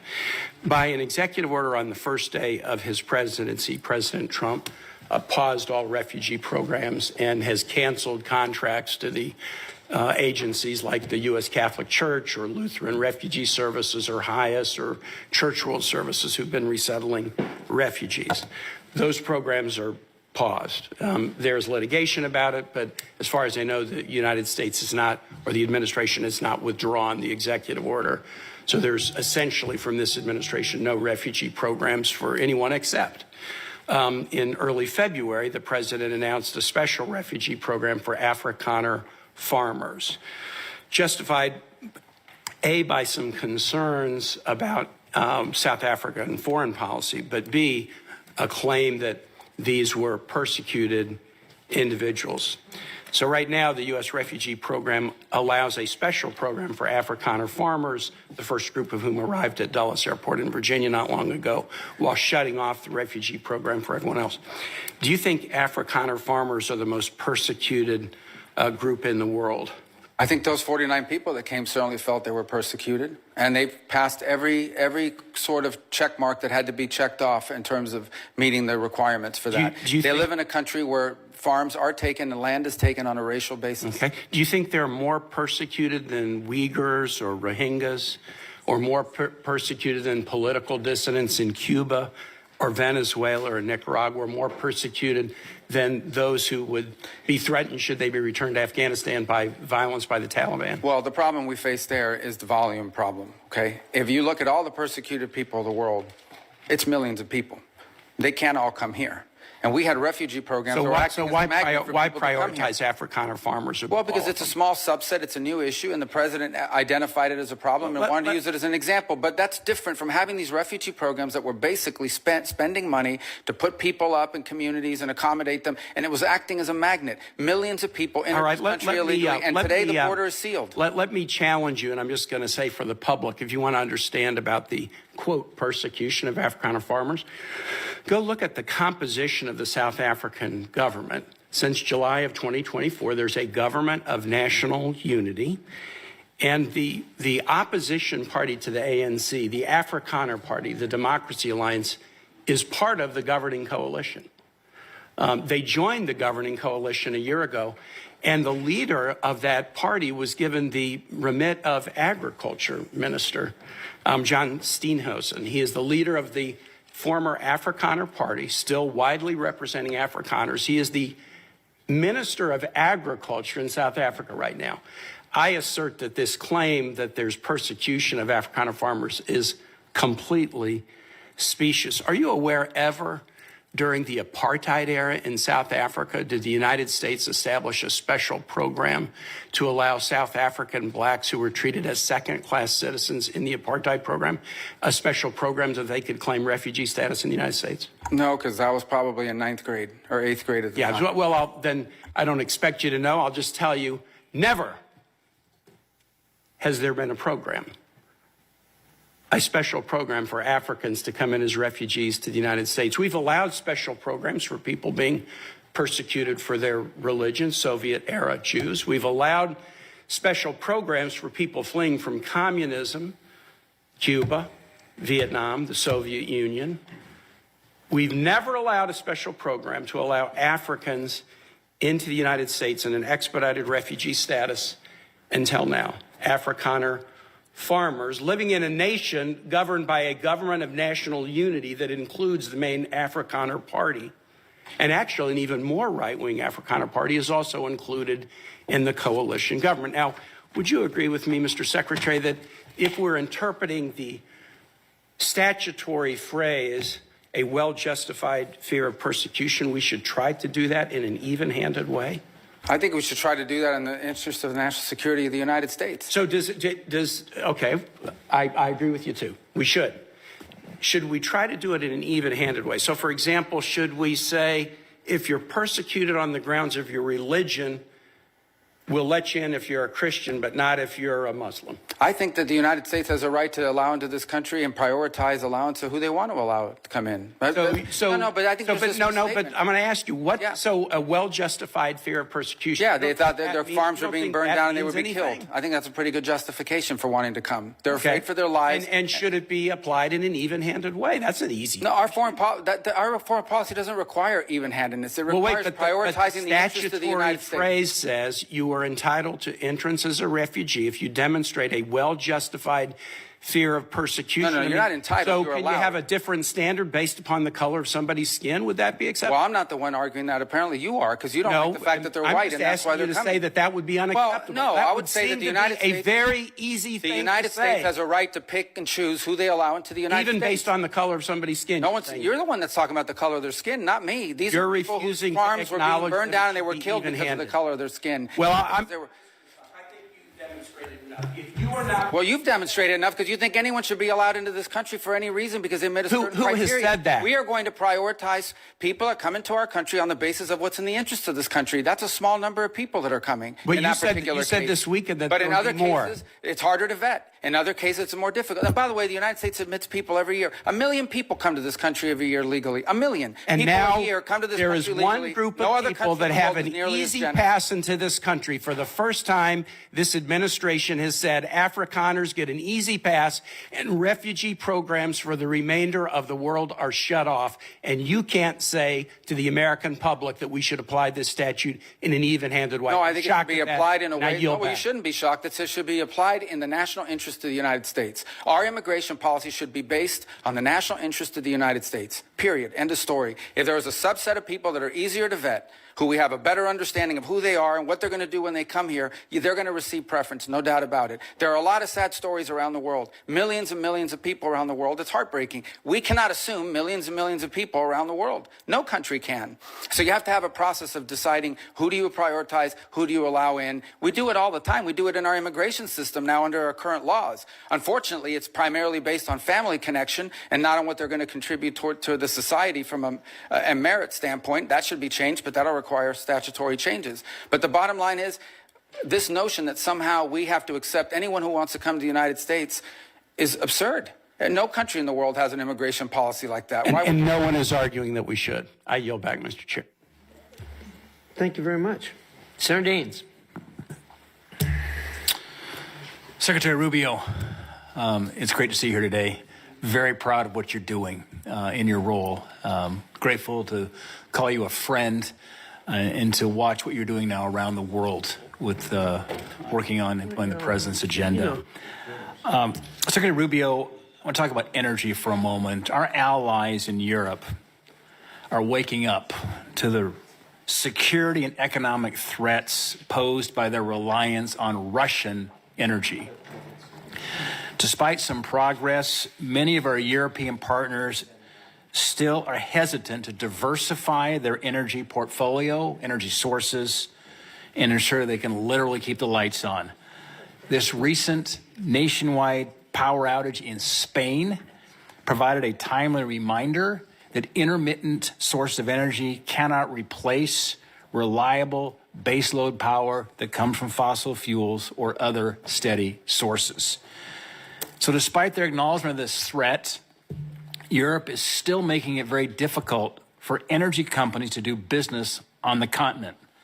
In fact, the European Commission promulgated regulations in the last year regarding ESG due diligence and methane emissions that will soon make it all but impossible due to these reporting requirements for major gas exporters to do business in Europe. Secretary Rubio, how can you work with our partners in Europe to build a more reasonable, broader, more diverse energy trade and regulatory framework that allows companies to deliver power that Europe so badly needs? Well, obviously, when you talk about the European Union and these individual countries, they have a degree of sovereignty. They'll have to make these decisions. We can certainly, in our conversations with them, remind them of the vulnerability of their energy grid. It is, I think, everyone's consensus belief that one of the factors that went into Vladimir Putin's decision to invade Ukraine is his belief that Europe was so dependent on him for energy that they would do nothing about it if he did it. And that turned out to be the case. Now, you've seen some countries moving faster than others to diversify. For example, I believe on Saturday was the first delivery of U.S. LNG to Italy.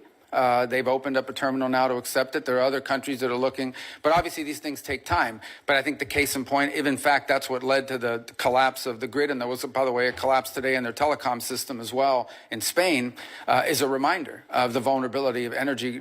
The vulnerability for purposes of just conducting 21st century commerce and economics, but also vulnerability potentially to being used as a geopolitical weapon against you. So I sense that among many of our allies in Europe, particularly those on the eastern flank, there is a growing, and I would say not just awareness, but a growing fear of how vulnerable they are on energy, both to foreign actors and because of the strains that are going to be placed by AI and other new technologies on our energy grid in the years to come. Secretary Rubio, I want to shift gears for a moment and come back to a part of the world that doesn't get a lot of attention, but very strategically important, that's Central Asia. Think about Central Asia, the 5 countries, Kazakhstan, Kyrgyzstan, Uzbekistan, Turkmenistan, Tajikistan. When they wake up in the morning, they look north, they see Russia. They look to the east, they see China. They look south to Afghanistan. They look south and west to Iran. There is great potential that I don't believe is being utilized. An example of that is the lack of a trans-Caspian pipeline. You've got these 5 Central Asian countries, the Caspian Sea. 20 miles is all that's needed right now for an interconnector to basically connect Turkmenistan into Azerbaijan and then into the network pipe, the gas line pipeline, certainly throughout Europe. It's just 20 miles for that interconnector. Turkmenistan has the 5th largest reserves of natural gas in the world. Huge potential. And obviously, with their neighbors of China and Russia and Iran, getting that gas out is a challenge, but there's a path forward through the Caspian Sea. Mr. Secretary, do you believe that completing that 20-mile Caspian interconnector would be in the best interest of the United States and our allies?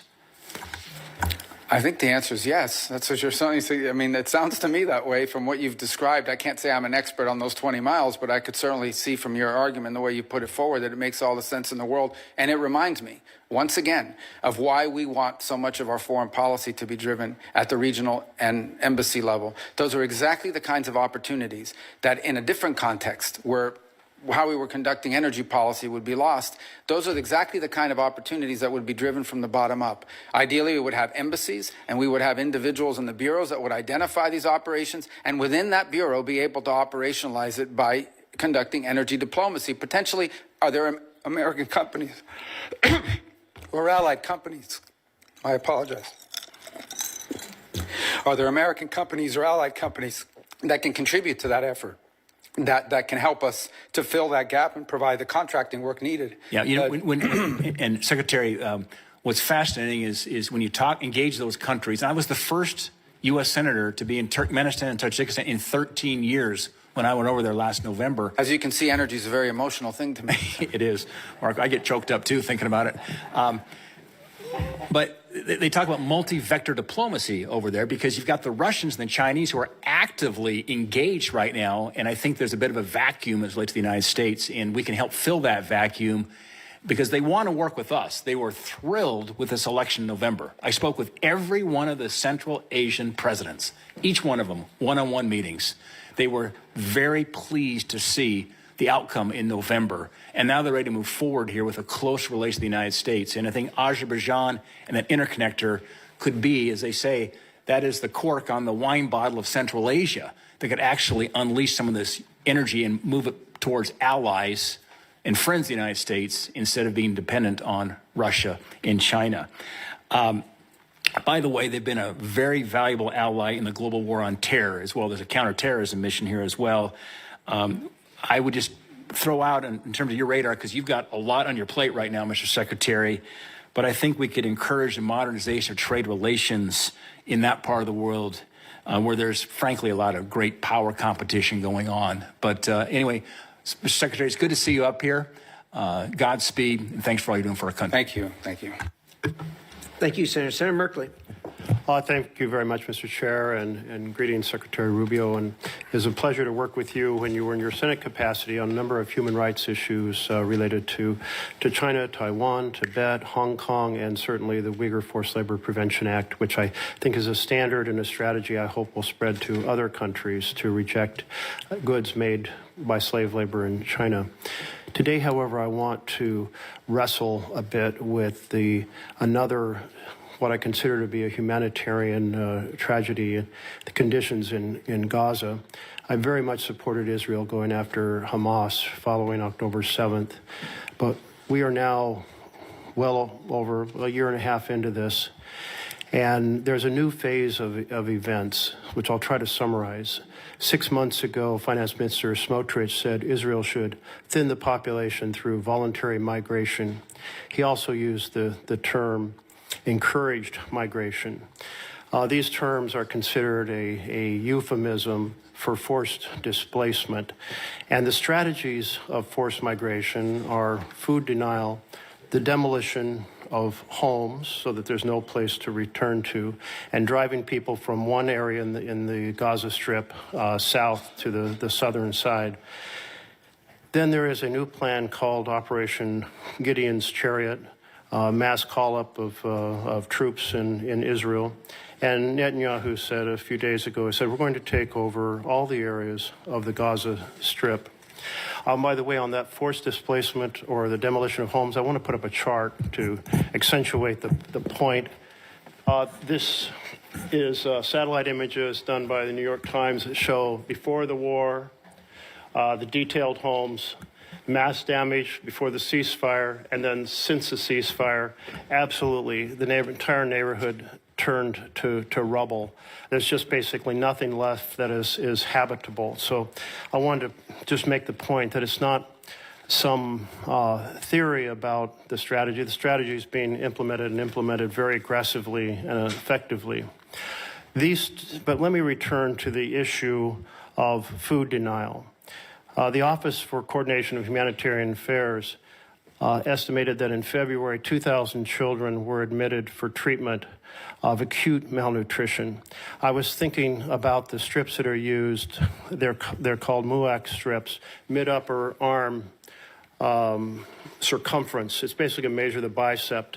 And I saw them I went to areas that were under starvation in Africa, and I saw these being used, and you'd see a child, and you would think this child is just maybe 2 years old, and they'd be 5 years old, and their arms as thin as toothpicks. And I was struck when a UN health representative returned and said, and I quote, I've seen them in the wards, referring to the hospital wards, a child of 5 years old, and I thought he was 2.5.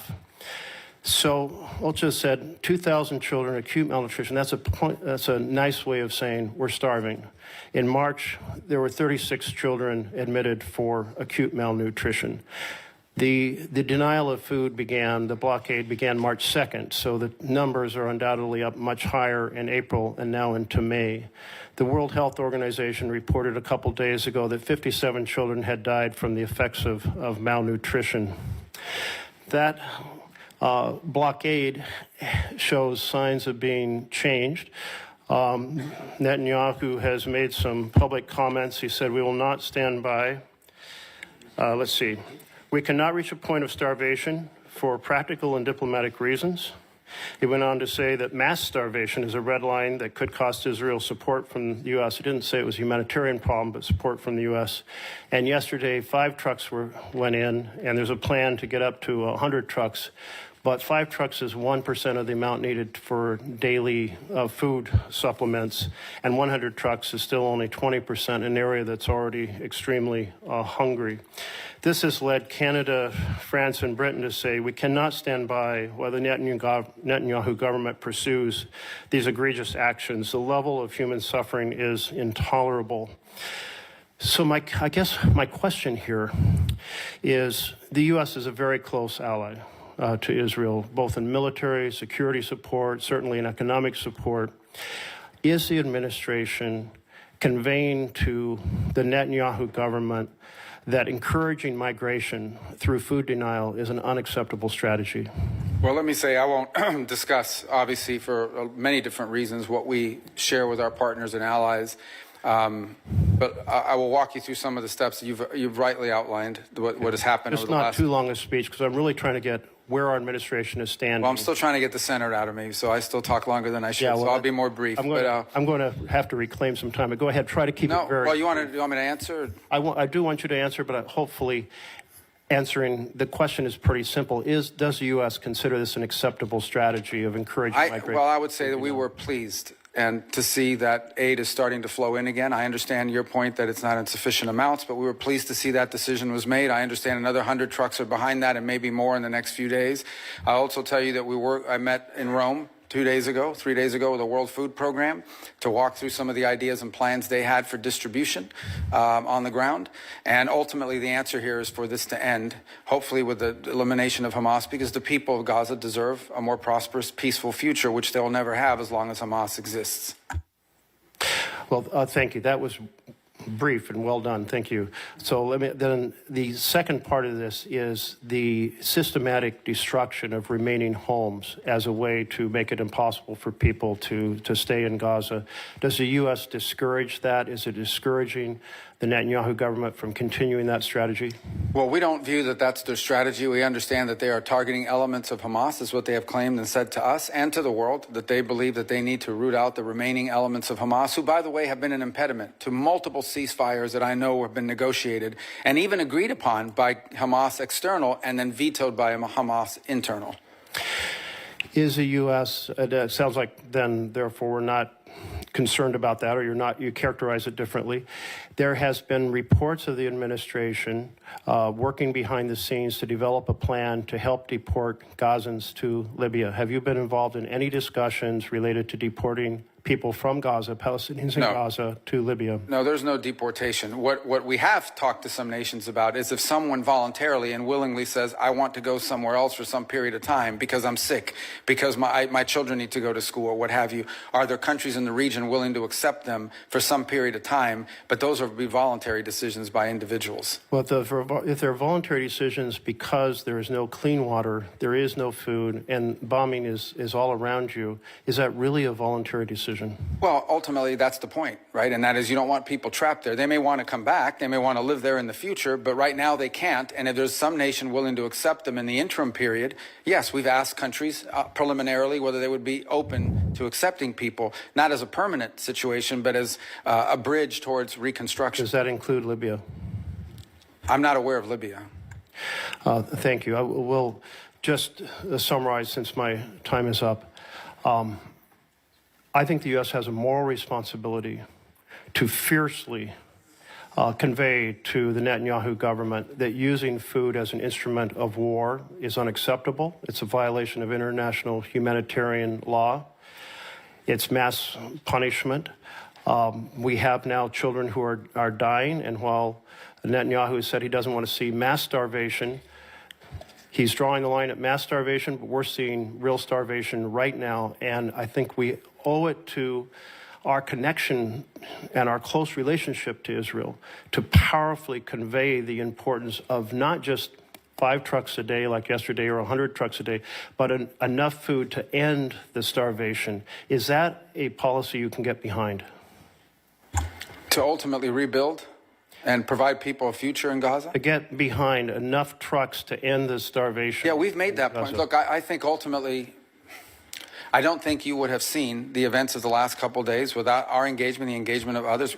Israel remains a strong ally. We're supportive. We understand why, for their security, Hamas cannot exist. We are also very happy to see that they have allowed aid to begin to flow, and we hope that that will continue. Concluding comment, Mr. Chairman, thank you for your tolerance. It's an important topic. Netanyahu did say he was responding to remarks and pressure from American politicians. I assume that's meaning the administration, saying that we, America, cannot accept mass starvation, but I would encourage you to push not for 5 or 100 trucks, but enough food to end the fact that children are starving and adults are starving, innocents are starving. Our close relationship, we need to end it. Senator McCormick. Thank you, Mr. Chairman, Ranking Member Shaheen, and Secretary Rubio. Good to see you. It's always great to have you here. Let me start with Iran. I'm deeply concerned, as I know you are, about Iran's nuclear ambitions, and I agree wholeheartedly with President Trump's view that there must be complete dismantlement of Tehran's nuclear enrichment capabilities. A key flaw, as you know, in the JCPOA was its failure to address Iran's support for terrorist proxies, and we've seen the horrific results of that. What assurances is the administration seeking from Iran on its support for terrorist proxies as part of the negotiations? Well, interestingly enough, the negotiations initially have been focused entirely at this point, although obviously we're aware of their sponsorship of terrorism in the region, including the Houthis and Hezbollah and other groups such as this, the militias in Iraq, and their efforts to get back into Syria. Right now, the focus at this point of this has been their enrichment capability, and they're insistent on enrichment capability. Ultimately, I would say that if in fact we have sanctions that are related, things such as sanctions that are related to the sponsorship of terrorism and their violation of weapons conventions and the like, their long-range munitions, those sanctions will remain. If those aren't part of the deal, then the sanctions will remain as a result of that. But initially, I could say that the focus of the conversations over the last few weeks with Mr. Witkoff and the Iranians has been on this enrichment matter, which is by far the sort of the core and most critical matter. As you know, the Iranian position is that they have a right to enrich as a matter of national pride, and our view has consistently been that they can have a civil nuclear program without an enrichment capability, and that an enrichment capability, in fact, would be weaponized at some point in the future, or could be weaponized, and that's a threat that cannot be accepted. Good, thank you. On Syria, I know that many of us are eager to work with you on implementing the president's plan to lift sanctions and protect key U.S. priorities. What assurances is the administration seeking in your discussions with interim authorities on counterterrorism priorities, including the fight against ISIS, during the process of lifting the sanctions? Well, ISIS hates the transitional authority, and they hate al-Shara, and they hate everybody in his government, and I think pose a grave risk to them. So I don't think the issue with them right now is a matter of willingness or lack of willingness. It's a lack of capability. So there will have to continue to be a role to play in the interim period, both by the United States and our allies and the Kurds and others, in ensuring that ISIS cannot metastasize and grow. One of the most threatening things that we would face, for example, is an ISIS prison break, where suddenly you have a bunch of ISIS fighters loose on the streets and undermining the government. But I do think that part of this dynamic and why we're in a race against time is that every day that goes by that the transitional authority does not have control of the government and or of daily life in some extent, or able to provide basic government services, is a day that ISIS has the ability to reconstitute itself and grow as a threat, both to the transitional authority but ultimately to the broader region. So I don't sense from them a lack of commitment and desire to do something about it. I think, frankly, it's at this moment a capacity issue. They simply, at this moment, do not have the capacity to assume the anti-ISIS effort by themselves. But we hope that with a fully integrated Syrian military that includes the Kurds and everybody else, if you can have no other armed groups in the country except those under the authority of the Syrian government, then I think you begin to make progress. But we're not there yet. That's going to take some time to build, and we look forward to helping as much as we can and as much as little as they want. Along the same lines, as you know, Turkey has significant interest in Syria and has been, I think, an important part of the steps that have recently taken place. But our allies in Israel and Jordan are concerned about Ankara's ambitions there, especially in southern Syria. How are you managing those tensions and allied concerns as it relates to Turkey's role in Syria? Well, in the case of Israel, we've had conversations with them about this, what we view as an opportunity for Israel. If, in fact, Syria is stable and has in it a government that has no interest, as they have said, in fighting a war with, and the authorities have said it. Now, obviously, you have to prove it, but they have said this is a nationalist project. They are seeking to build a nation. They're not viewing themselves as a launch pad for revolution. They're not viewing themselves as a launch pad for attacks against Israel. So we think this is an extraordinary thing. If, in fact, you have in Syria a stable government that encompasses all the elements of their society and has no interest whatsoever in fighting wars with Israel over borders or anything else, I think that's an extraordinary achievement for Israel's security. Obviously, they're concerned about the Turkish presence, and we've done some things to deconflict on that front. And I think one of the key points is going to be foreign military basing inside of Syria. And that is, at some point, the Transitional Authority will have to make a decision about whether they're going to allow foreign military basing. That includes Russians, but potentially the Turks have wanted that as well, especially in the central part of the country. Now, the Turks do have a presence in the north, as you know, and one of the things that our Central Command was very influential in doing is helping the Transitional Authority enter a preliminary agreement with Kurdish authorities in the north, which ultimately should lead to the Kurds becoming part of the broader Syrian government and broader security forces. And by the way, the Jordanians, despite concerns they may have been very helpful and very encouraging in our outreach to the Transitional Authority. Very good. Thank you. I yield the rest of my time. Thank you, Senator. Senator Schatz. Thank you, Chairman. Thank you, Ranking Member. Secretary, thanks for being here, and I appreciate our ongoing dialogue, even if we're in some disagreement about a number of things. I want to ask you, and I'm going to try to work the senator out of you here. A bunch of yes or no questions. They are not trick questions. Are you still the acting USAID administrator? Yes. Do you control hiring and firing at USAID? Yes. Well, I delegate the authority to an administrator, but obviously, yes. And you control hiring and firing at state? Again, we obviously rely on our bureaus that do. I mean, it depends what you're. I mean, that's a highly technical question. I don't hire the line officers in every embassy in this. But I mean, technically, you're ultimately in charge. Yes. Okay. Did you personally review all the programs terminated during the foreign assistance review and personally make termination decisions? Yes. Do you have the authority to direct any state or USAID staff to brief Congress? Yes. Can you have Mr. Lewin or you come back to Congress and talk about USAID in the context of the coming end of the federal fiscal year and SFOPs and appropriations? That's already planned to do that, not just him, but others, because we'll have to update you on that, on our reorg organization, whatever OMB decides to do with money. So there's a host of things for us to all talk about. So I just want to illustrate, whenever I talk with you, I feel pretty encouraged, and then stuff doesn't happen.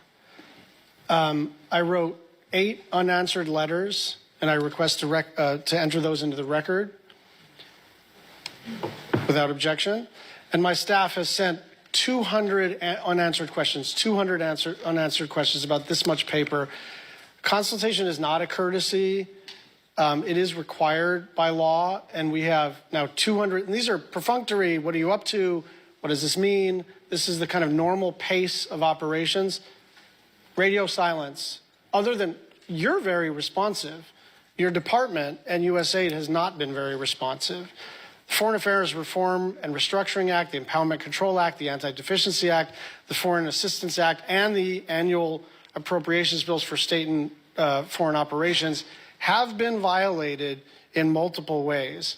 On March 12th, you wrote, "We plan to engage Congress as required both by law and reality before we start drafting a plan to bring U.S. aid over under state." That did not happen. As you know, we have a pledge. We owe the Global Fund $1.3 billion. I spoke with the head of the Global Fund in response to my repeated requests and multiple other people's repeated requests. You told me that those funds were going to be released. It has not happened. I'd just like you to respond to that. And again, I like you. I like our working relationship. But what is happening is we have a good conversation.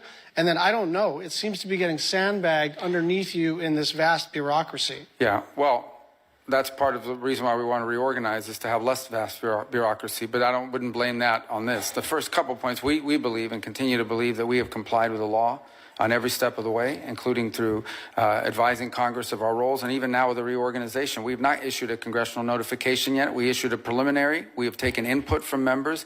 I actually personally signed a letter that I think should have been delivered to you. I was overseas. I don't know if it was Monday or Sunday or Saturday, but it was in response to your latest letter. Yeah. So I hope you did get that. And obviously we'll continue to engage with you on all of this as well. So the practical effect here, right?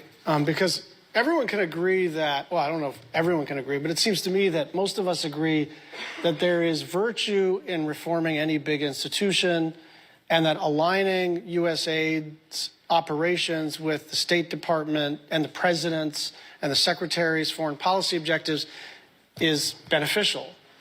The question is, can we do this lawfully and in a way that doesn't damage our international reputation? Mothers who have fled Boko Haram in Nigeria are watching their babies starve. Children in South Sudan are dying of cholera. Families are dying because they have been cut off from their HIV medications. There are about 103 deaths an hour.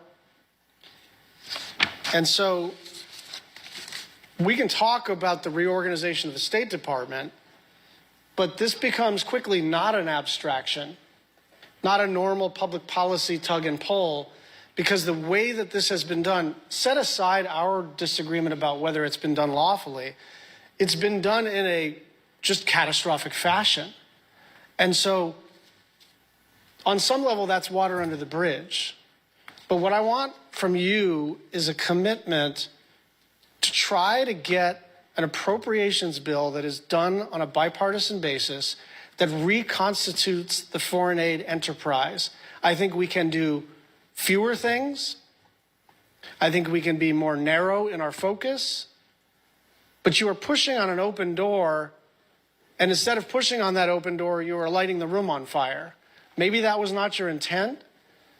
And I think we have two objectives right now: minimize suffering and reputational damage that's one line of effort. And the other is, how do we get back to the regular order where we can do a bill together? And I'd like your thoughts in the remaining minute and a half. Yeah, well, first of all, that is the intent here, right, is to rebuild the foreign aid enterprise under the State Department. By the way, it's something multiple secretaries of states before me have wanted to do, because we want foreign aid to be a part of our diplomacy toolbox and our way we engage the world, not its own separate entity, but all of it coordinated one with the other.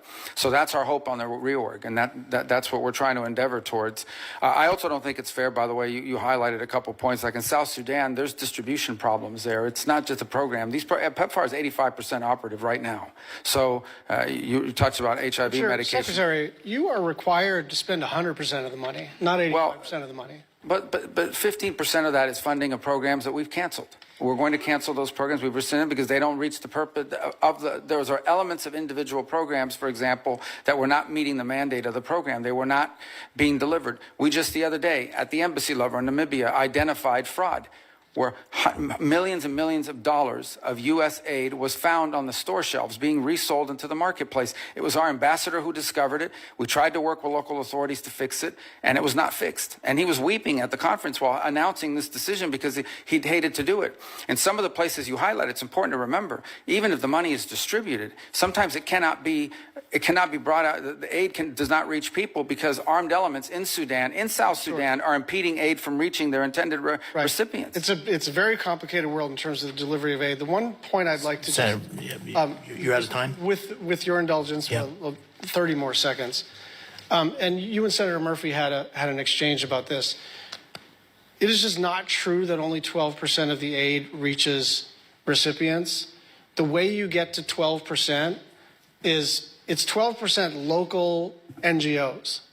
So that is excluding CARE, that is excluding the World Food Program, that is excluding Catholic Relief Services. And so if you're going to count that as like overhead or inefficiency, Secretary Rubio, you and I have honest disagreements, but that number has been given to you and is not an accurate assessment of the extent to which aid reaches the people who need it. And I will just say, if there's an enterprise to reduce overhead, count me in, but it is not 88% overhead. That's not what's happening. Thank you. Well, that number, just to clarify, was actually Samantha Power's number. And she regretted that one of the things she was unable to do at USAID is improve upon that number. Thank you, Senator Rosso. Thank you, Mr. Chairman. So in just 5 months, Secretary Rubio, and it's wonderful to have you back here in the committee. In just 5 months since you've been there, along with President Trump, I just want to take a moment to highlight the incredible work that this administration has accomplished with your leadership, and clearly President Trump's, restored U.S. leadership across the globe, unleashed American energy, secured our southern border, reduced illegal immigration by 95%, reimposed maximal deterrence on Iran, pushed back on Chinese aggression, created new deals for U.S. companies, secured the release of hostages and unjustly detained Americans. I really appreciate the strong leadership. And according to Monday, Mr. Secretary, and you see the wonderful picture of you in today's Washington Post, you and your bride Jeanette meeting with the Pope. If you take a look up here, Marco, you see this great picture of you. And yeah, want to comment on that at all? What it was, I've done all these things, and you got to meet the Pope. A new Pope, an American. Well, I told people yesterday I started the morning meeting with the Pope, and I ended the evening at an event, a Kennedy Center event at the White House with the U.S. President, and they were both Americans. Amazing times. I want to talk about Iran, if we could. So in the first 100 days, the maximum pressure campaign against Iran came into full force once again. The administration sanctioned 72 entities, 14 individuals, 74 vessels, as well as 18 additional entities, including 2 Chinese-based oil terminals, 13 vessels. I think the maximum pressure campaign is working. We're already seeing a reduction in Iran's ability to fund destabilizing operations across the region. How does the administration plan to maintain this momentum and then continue with the talks that are going on? Well, I think it's clear for the Iranians. I mean, we're going to continue with sanctions until there's a deal otherwise. And by the way, there's also another set of sanctions out there that involve things like the sponsorship of terrorism and things of that they're doing. But when it comes to the nuclear program, until there's a deal, there's going to be sanctions. That's just the way it works. And so that's the president has issued an executive order for maximum pressure, and that's being executed on every single day. None of these are being slowed down while we're engaged in these talks. Ultimately, if we are able to reach a deal, then obviously that could be a part of it, but we're not at that stage yet. So look, we hope that there can be something done. These will not be easy. And by the way, one additional note on it is there's a separate set of sanctions out there, which are the snapback provisions that the E3 in Europe have. That's on another clock, completely different from ours. And I want to be clear about that. What they decide to do with their sanctions. Now, maybe we'll do a deal with Iran and they'll be satisfied with it and not impose their sanctions. But I met with the E3 again. What day is it today? Tuesday? I met with them maybe 4 days ago in Turkey, and they are moving forward on their process, independent from ours, that could impose additional sanctions as early as July, August, September, October, November, September, October of this year. I want to move to one of Iran's in the neighborhood neighbors with Syria. And President Trump met with the new Syrian president. He's urged the leader to deport foreign terrorists from Syria, help the U.S. counter ISIS. I want to just talk about ISIS, if I can, the concern for the resurgence of ISIS. It's been a significant concern. About 2,500 active ISIS fighters operating in Syria and in Iraq. Estimated 10,000 ISIS fighters in prisons in Syria. And what's your assessment of the threat posed in ISIS? And I know we have a presence. I was visiting our Wyoming troops who are in eastern Syria, and I want to know how that's helped to address the threats. Yeah, so there's 2 major threats facing the transitional authority in Syria. The first is a resurgence of ISIS, many of them foreign fighters, most of them foreign fighters, and that's a very significant element because any space that's ungoverned, if there are parts of the country where the transitional authority does not control it, it creates an ungoverned space that ISIS can come in. So that's the first threat. The other is Iran. Iran has not given up its efforts to gin up former Assad officials and others to get behind certain armed groups on the ground and stir up trouble as well in the country. So these are both threats. They're different, but they're related, and they pose two of the most serious threats to the transitional authorities' efforts to create a nation state in in Syria, that does not threaten Israel, does not threaten its neighbors, and is able to provide the life that the people of Syria want to rebuild for themselves, including many who are abroad, who have expressed a willingness or an interest in returning. And in fact, we've seen some of those people begin to return just because of the U.S. sanctions announcement. But we want that trend to continue because Syria will need them in order to rebuild their country and reclaim it. Can I talk to you about Gaza? President Trump's laid out a plan for Gaza. You recently said we support a future for the people of Gaza that is free of Hamas and full of opportunity. How do you envision a transition to a non-Hamas security and governance in Gaza? Well, that's a central question and not an easy one to solve, obviously. We've engaged with partners. There was an Egyptian-led effort for a while. There's a Saudi effort now. We've obviously engaged with our regional partners to come up with the constructs of what that looks like. Not to be frank, I mean, in the midst of the conflict ongoing, most of the attention has been paid to the humanitarian situation and the freeing of the hostages and multiple failed efforts at a ceasefire, which are ongoing and continue, and the hopes of ending this and the cessation of hostilities at some point. But thought has been given to it. But I think at the core of it is, I think we can find the funds to do it. I think you can find the partners to do it. I think the central question for the future of Gaza is going to be who governs it. Because as long as there's a group like Hamas there, it's going to be very difficult to envision long-term peace and prosperity.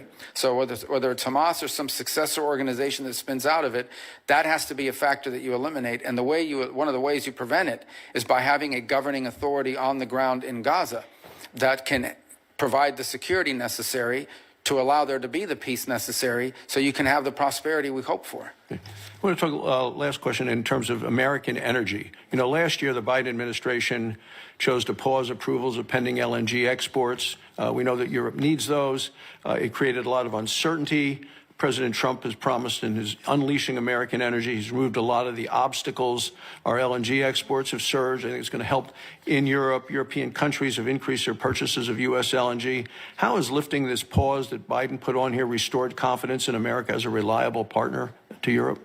Well, obviously, I was just commenting a moment ago, I believe on Saturday, the first LNG shipment reached Italy. And there are other countries that are building terminals to receive it as well. So the fact that the United States joins now in the world as a reliable long-term source of liquefied natural gas as an export, I think improves our ties and our partnerships around the world. And it's a need for us because we have the capacity to export it and to develop it. And it's a need for our allies who need to diversify and in some cases make less dependent their system of generating electricity. It's a fundamental problem for multiple countries, for example, in Europe. It's not just the energy they need now, it's the energy they're going to need in the years to come. If you do an audit of where they're going to wind up needing, they don't have any way to generate that now unless they rely on things like U.S. exports of LNG.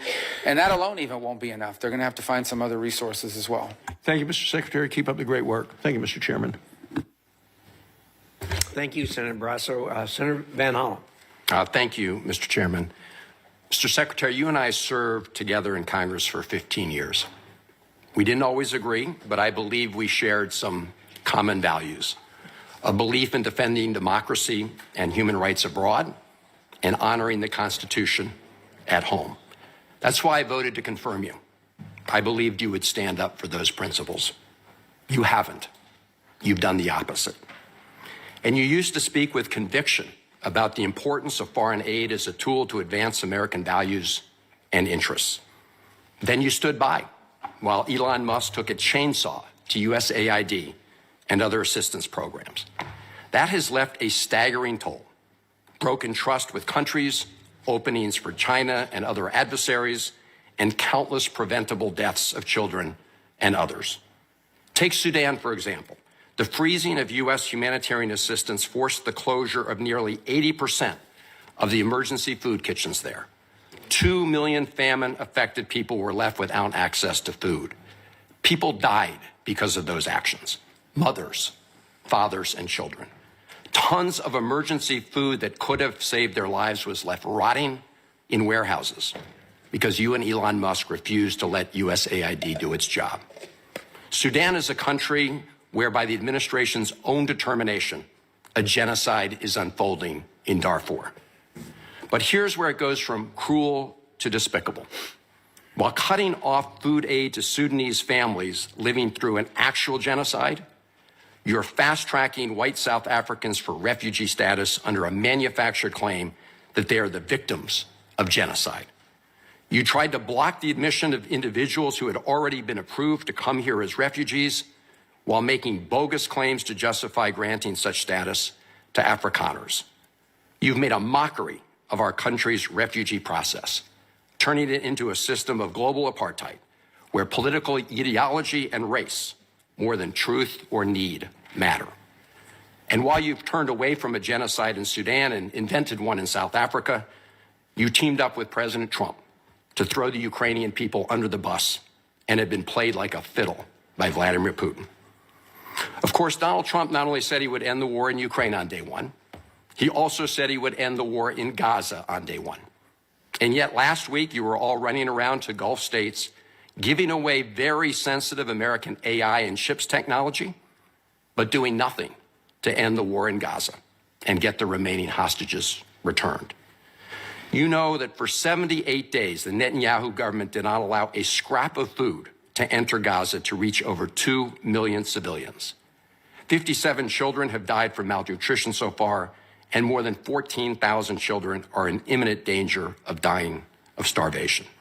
As Cindy McCain said last week, and I quote, "Families in Gaza are starving while the food they need is sitting at the border."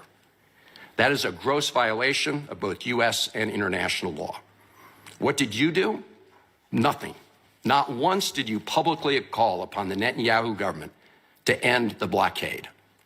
Fortunately, other countries spoke out, and now we see a tiny trickle going in. Where have you focused your energy instead, Mr. Secretary? Well, your first trip as Secretary of State was to El Salvador, not to promote democracy, but to cozy up to President Bukele, who calls himself the world's coolest dictator. The result was a cash for collusion deal to deprive people living in America of their constitutional rights to due process.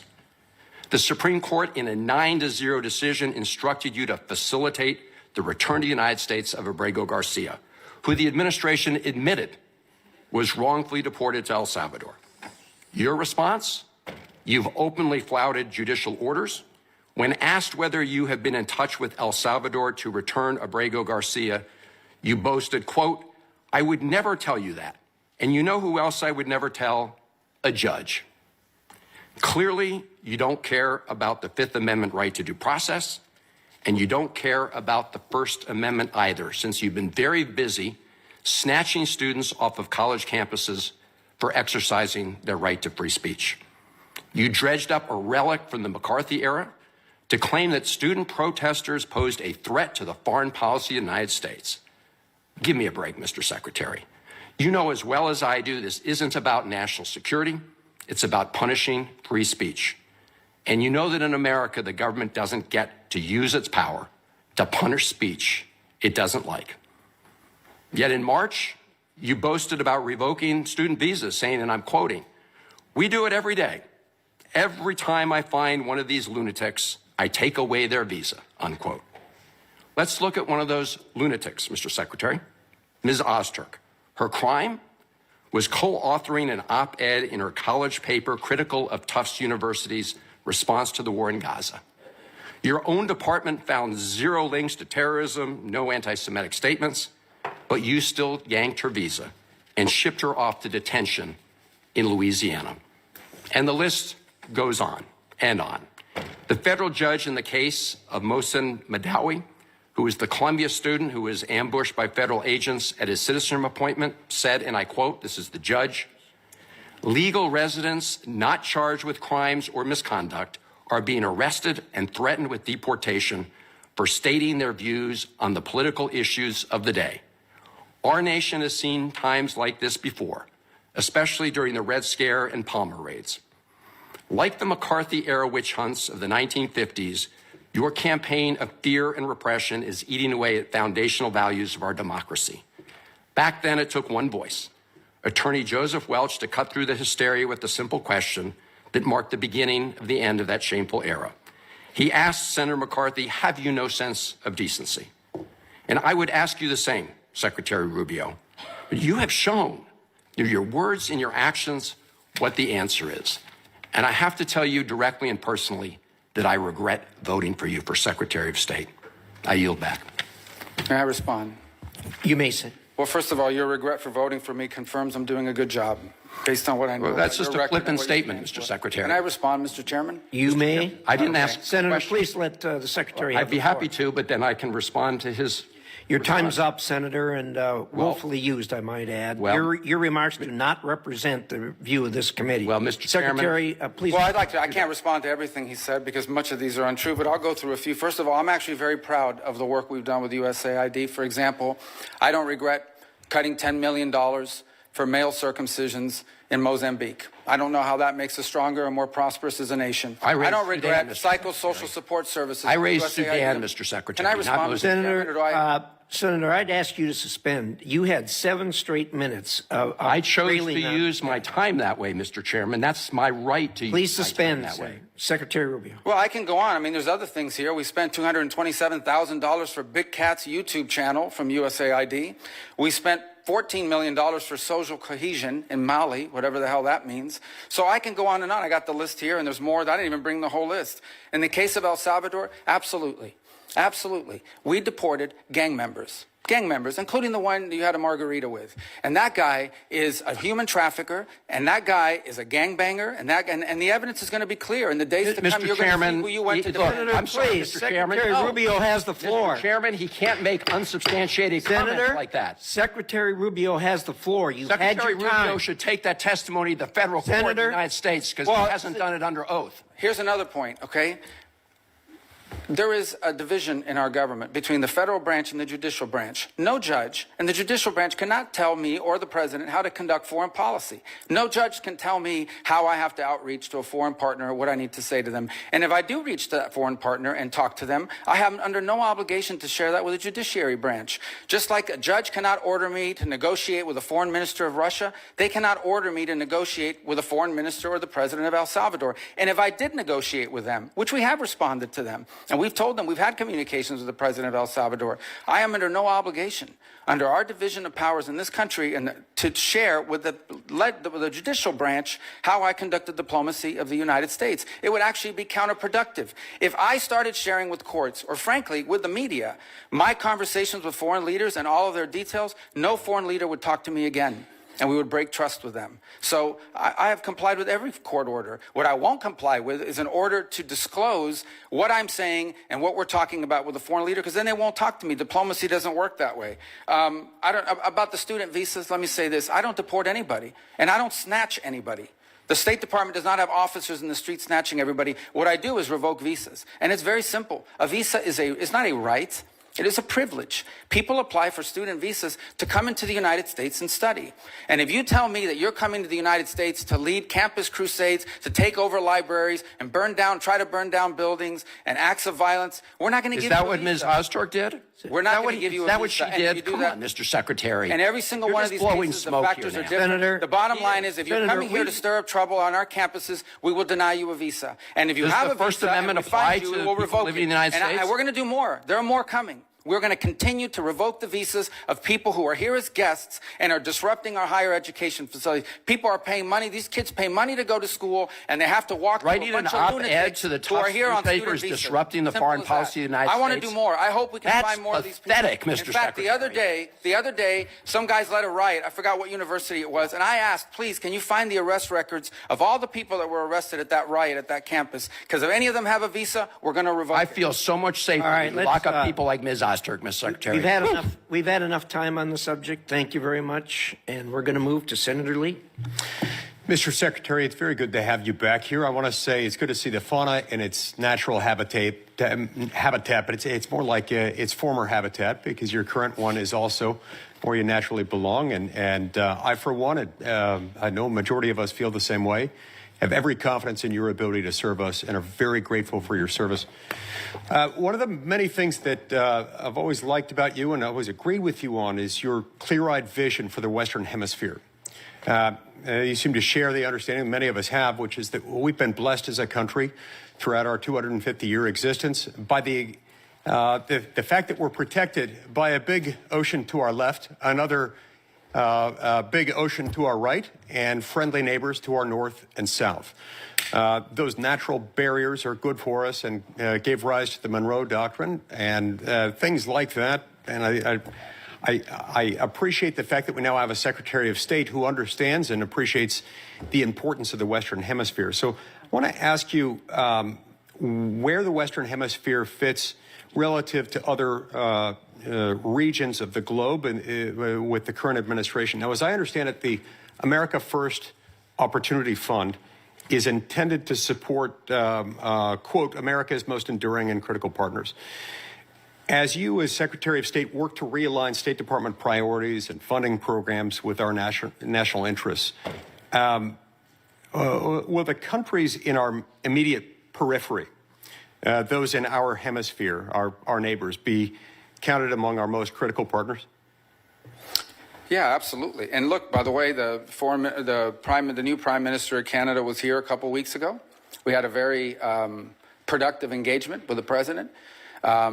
Their new foreign minister is coming on board, wasn't able to join us at the NATO gathering a few days ago, but look forward to interacting with her as well. We've obviously had some disagreements with Canada and with regards to the nature of trade between our countries. But I think there's hope here that we can work something out on the trade front with them, although that's not something that I'm involved in negotiating.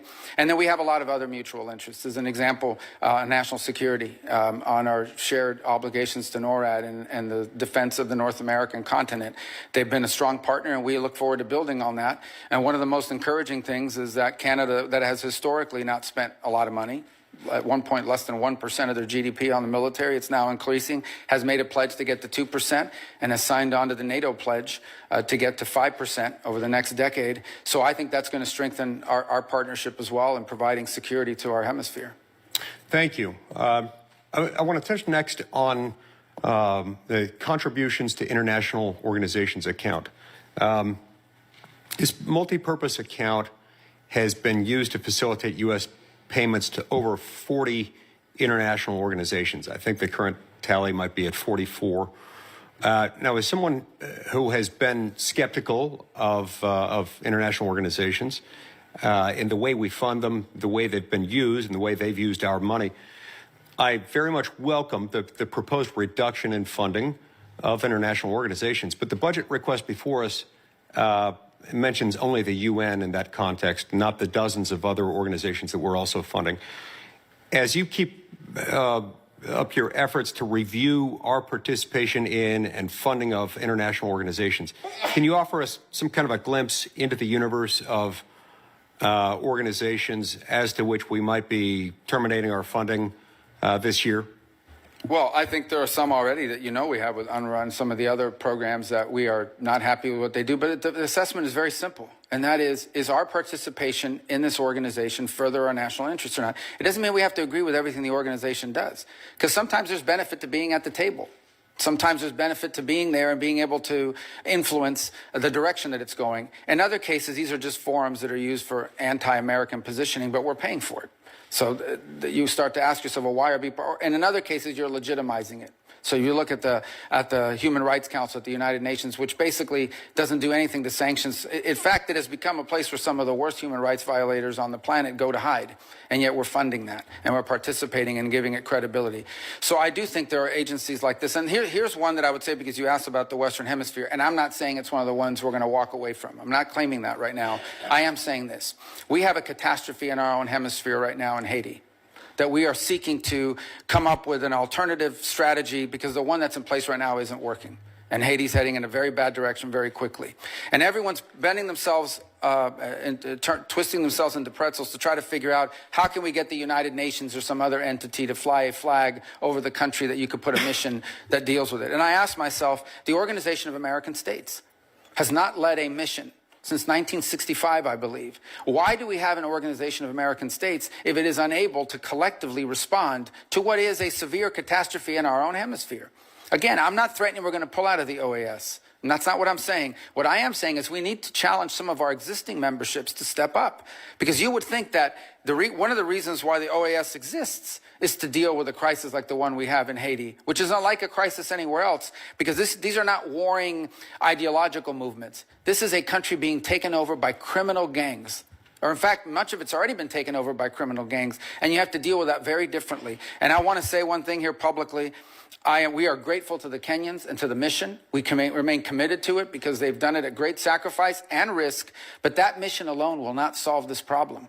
And so that is one example of something that I want to see us be able to lead on, and that is to get organizations like the OAS, which we contribute to quite a bit, step forward and provide a mission with countries, member countries, to deal with the issue of Haiti, which is about to take a very dramatic turn if not addressed very quickly. It's a great point. I'm glad you raised OAS. I know that Lee Rizzuto, who's been named by President Trump to be our ambassador to that organization, has a vision that aligns closely with that of the president and of you, our Secretary of State. Now, the Biden administration used the Development Finance Corporation as yet another vehicle for pursuing international climate alarmism with U.S. funding. Under the Biden administration, the DFC committed $20 million for sustainable tilapia production in Kenya, $50 million to purchase new vehicles for a car rental business in Ukraine, and $350 million for wind power in Turkey. These are just a few examples. As the Trump example seeks to lean on the DFC as an alternative for foreign aid, what sorts of projects and in which regions would you advise the U.S. To fund through the DFC? Well, I think that's first of all, the DFC obviously is independent from the Department of State, so they have an own board and an own governing structure. Although I'm a member of it, I don't control it. But I think the broader question that you're asking is exactly the point of this reorganization, and that is it will now be incumbent upon our regional bureaus and our embassies under those bureaus to identify those opportunities for us. And then to elevate that at the leadership level and say, here's what we need to be funding in this country on the basis of our interaction.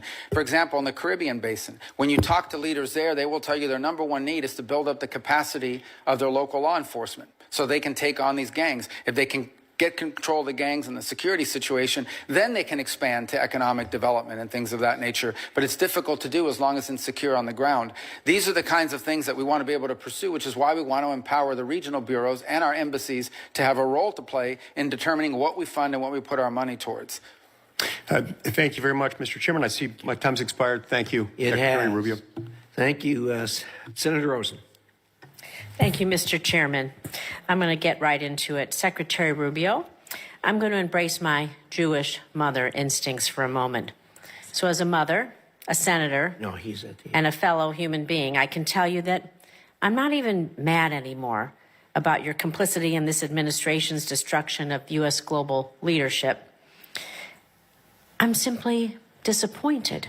And I wonder if you're proud of yourself in this moment when you go home to your family, because I've always found you, Senator Rubio, to be a bipartisan, pragmatic partner, a true believer that the U.S. is stronger when we lead with diplomacy and development. You have a strong record on this, but I don't recognize Secretary Rubio. A stalwart support of Israel, you've watched this administration abandon Saudi normalization with Israel in order to pursue business deals. You were once a fierce critic of Vladimir Putin, but you sat idly by as the president berated the elected leader of Ukraine for not capitulating to Russia. And worst of all, you've kneecapped foreign assistance, including programs that you previously championed and made America less safe, less strong, less prosperous in doing so. I know you know this in your heart, and I can't make this point any better than you did yourself in 2019 when you said, anybody who tells you that we can slash foreign aid and that will bring us to balance is lying to you. So with that, I'm just going to move on to my questions. Thank you. And I'm going to talk about international women's issues because during your time as senator, you were a champion of international women's issues. You helped introduce bills that would have codified the Department's Office of Global Women's Issues and Women's Global Development Prosperity Initiative. You supported several bills, including Senator Shaheen's Bipartisan Women, Peace, and Security Act. During your confirmation hearing, you committed to me that you would support women's economic empowerment abroad. And at this year's International Women of Courage Award, you waxed poetically about the administration's support for women abroad. So help me understand how to square your past with your present. You're proposing the full elimination of the Office of Global Women's Issues.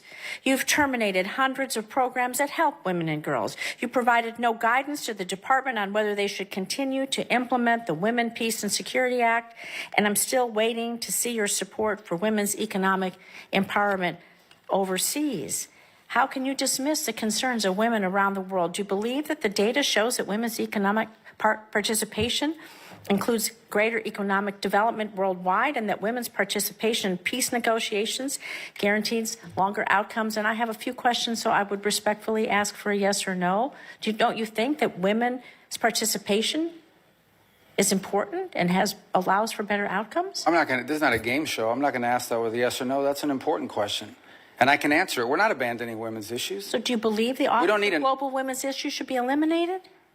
One thing is to eliminate an office. Another thing is to eliminate the function. The function will still exist. It'll be driven at the regional bureaus. So every one of our regions will have someone who's looking at and driving that issue, and right down to the embassy. It remains a priority. The same with the law that you outlined that I supported. This is going to be executed on, but it's going to be executed at the regional level and at the embassy level. And the reason why is because the challenges facing women in Africa are different than the challenges facing women in Central America. And I have your commitment that you're going to support women around the world, because without the women being able to be successful in their countries, I believe we can't have peace, stability, and our countries move forward. Sure, and it remains part of our agenda. It's just going to be, the service is still going to be delivered, but it's going to be delivered at the regional and embassy level, not through a standalone office in Washington, D.C. When will we see the reports on this and how this will be delivered? Well, this is what we're engaged in with this committee now, which is our reorganization process. We've made an initial presentation to the committees. It's not final.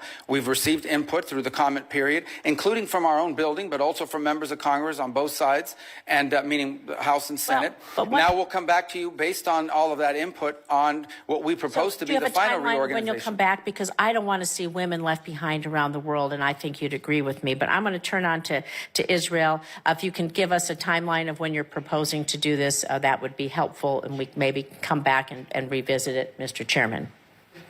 If you have a timeline of when. Sure, we're engaged now. I think we'll owe you a congressional notification here within the next few weeks, which is but all of that is being built on the comment period in which we've taken input from staff and members of this committee as well as in the House. Thank you. Can I move on to Israel for a second? So the Office of Security Coordinator in Israel, the OSC, was established by President Bush in 2005. The OC is widely respected, including by the IDF Central Command, for facilitating security coordination between the Palestinian Authority and the Israeli security forces, which has been crucial in preventing terrorist attacks against Israelis. However, it's reported that you plan, again, to eliminate OSC, which I believe, and many others, could lead to further destabilization in the West Bank and threaten Israel's security. So, Mr. Secretary, should the U.S. continue playing a role in facilitating successful security coordination between IDF and Palestinian security forces to safeguard Israeli lives? And if so, do you believe the State Department should continue to maintain the OSC and support it financially? Yeah, there's news reports every day about things that aren't true. So the only thing that's been discussed about OSC is whether it should be brought under the authority of the ambassador and the embassy. You're not proposing eliminating. Thank you. We'll move further on this discussion. With my minute left, I'm going to talk about vaccines abroad, because Gavi, the Vaccine Alliance, we are so proud, has prevented nearly 19 million children's deaths since it was created by providing vaccines to 50 countries. Diseases, they don't know borders. So a small investment from the U.S. can save American lives by stopping outbreaks really before they reach our shores.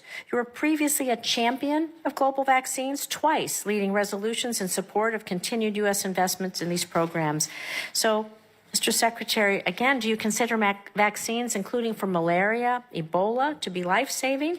Given Gavi's proven track record of saving lives, preventing global disease outbreaks that could reach our borders, will you commit to prioritizing continued U.S. support for Gavi? But we haven't canceled U.S. support for malaria or any of these other communicable diseases and or vaccines. What we have, there are some individual programs that may have been canceled because they weren't being delivered in the appropriate way. All of these functions will continue. The difference now is the function will be happening under the Department of State, as opposed to a set-alone entity, which you had very little oversight over, by the way, in this committee, even though we tried in the years that I was on it with USAID.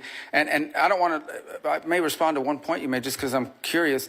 We have not abandoned Saudi normalization with Israel, as you pointed. The Saudis are the ones that have expressed their inability to move forward on it so long as the conflict is happening in Gaza. But we would love to see normalization. You know, when it comes to the Saudis and normalization, and we can have this as I'd be so happy to have you in my office or come to your office and talk about this. It was quite apparent on the last trip that the president was more interested in making business deals and trying to move forward peace in the region. It's not just about the business deal. There's a lot going on, and there is pressure to bear. But we did receive a list, I just want to say for the record, that showed Gavi was terminated. And so if you could send us something to show that it's turned back on, we'd be glad to see that. I know I'm over my time. Senator Scott. All right. Secretary Rubio, first off, I'm proud to have voted for you. I wish you were in the Senate, but I'm proud that you're Secretary of State, and I can tell you, Floridians are very proud of you. As you know, Miami-Dade, finally, for the first time in history, is now more Republican than Democrat. I'm sure they looked at you and saw all the success you've had, so one of the reasons it happened. Can you talk about what you're trying to accomplish with your reorganization and how that's going to improve national security? Well, ultimately, the goal of reorganization is to make the State Department, put State Department at the center of our foreign policy, which people will look at and say, well, how, isn't that what it's always been? But it actually had lost that role. And one of the reasons why it had lost this role is inability to deliver quickly. In essence, the inability to deliver quickly on whatever policymakers determined they wanted him to do, and there were structural reasons for that and the like. The other thing is that we are now in an era that requires, I think every era has required this, but now more than ever, a foreign policy that's cohesive, where all the elements of national power, including soft power, which has been talked about here today with foreign aid, but also the hard work of diplomacy, of understanding that sometimes when you're dealing with another nation state, they're not going to behave the way you would want your country to behave, but it's in our national interest to have a relationship with them and be able to influence discrete decisions that they make on one topic or another. And all of this has to be coordinated, and that wasn't happening. We had functional bureaus that were basically in charge of some human rights issue, and then we had an embassy.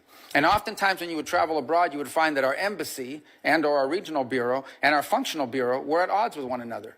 Because the functional bureau was pushing one agenda, the embassy was pushing another. And this was also true with USAID. By the way, this idea that USAID got along well with the State Department is false.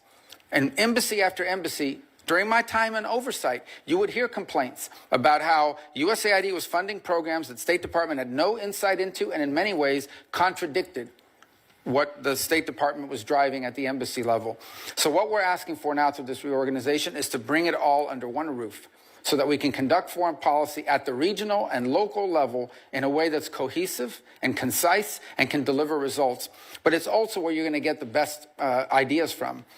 I read cables from our missions around the world every single day. Some of the most important information that I get as Secretary of State is not from intelligence reports, it's not from news articles, it's not from briefings from somebody. It is from a cable that comes directly from that embassy that is identifying a problem and or an opportunity that I may not hear about for months if it ever makes its way through the system. So we want to empower that because that's our front lines. These are the people that are on the ground every single day dealing with the government, dealing with society, and they're identifying opportunities and problems months, if not years, in advance of what Maine State or others are identifying. So the goal of reorganization is to shorten that time frame because we can't afford to move slow. The world moves very, very quickly. This decision we made on Syria, had we run that through a traditional process, would have taken months and months and months of interagency this and people talking that and all the different boxes that have to be checked in some memo that gets to me. Our ability to move quickly on a discrete, on a unique opportunity in a time-effective manner, I think is going to bear dividends for the national security of our country if it works out. And we want to be able to see more of that. And that's really the goal of reorganization. People think this is a cost-cutting exercise. There may be savings. There need to be savings. We just had our credit rating downgraded. You talk about a foreign policy problem? That's the first thing our foreign interlocutors wanted to mention to me on Sunday in Rome, is that our credit rating was just downgraded. We have a debt problem, but that's obviously not a State Department issue, but that's our problem. But that's a problem. But this is not just about cost savings. This is about providing a more efficient, faster-moving, more effective State Department and as a tool of diplomacy. The State Department should be at the center of American foreign policy making. And that's our goal, to create one, to reorganize one that can deliver on that. I want to thank you and President Trump for your focus on Latin America. Can you tell me what do you think the proper role of the Organization of American States is? What should they be doing? Well, you would think that they would be able to be a forum to deal with challenges in the region. None more pressing right now than what's happening in Haiti. I mean, Haiti's basically been taken over by a coalition of gangs who they're not interested in governing the country. They're not interested in running the country. They just think if there's no government, we're in charge of this territory, and from here we can do all the drug running and organ smuggling and human smuggling, all the stuff we want. And that's what they're trying to do, and that's what they're doing. That's a very unique challenge. Our traditional peacekeeping missions are designed to keep ideological groups from fighting each other, or tribal groups from fighting each other, or in many cases nation states from fighting each other. But that traditional approach is not going to solve this very unique challenge. It is a country basically taken over by 25 to 30,000 individuals who are members of criminal gangs who simply want to control territory so they can hijack trucks, steal and or charge exorbitant fees for fuel to move across the country, kidnap people and traffic in humans, traffic in drugs across the border into the Dominican Republic and through sea-bound lanes. And there's things that we need to do. For example, we need to figure, and we've been working with the Department of Homeland Security, the FBI, the ATF, and others, on how can we cut the flow of guns that are leaving the Miami River on containers and reaching not just Haiti, but Jamaica and Trinidad and other places. So there's more we can do on that front. But from the OAS's perspective, if ever there was a regional crisis that you would think an organization like this could step forward and provide a force or a group of countries that working together could help solve, it would be the OAS. And we're prepared to play a leading role in that. But we do need buy-in from other partners in the region who are as affected, if not more so, by what's happening there. So that's one example of what the OAS should help on. And obviously the other is on the defense of democracy, which is the OAS is a collection of democratic institutions. In places like Nicaragua, there is no. In Venezuela, in Cuba, there is no democracy. You talk about how you're working to reform the Foreign Service Officer recruitment. In terms of reforms, well, two things we're doing on the promotion board. We're not getting rid of the promotion board. I read some the other day.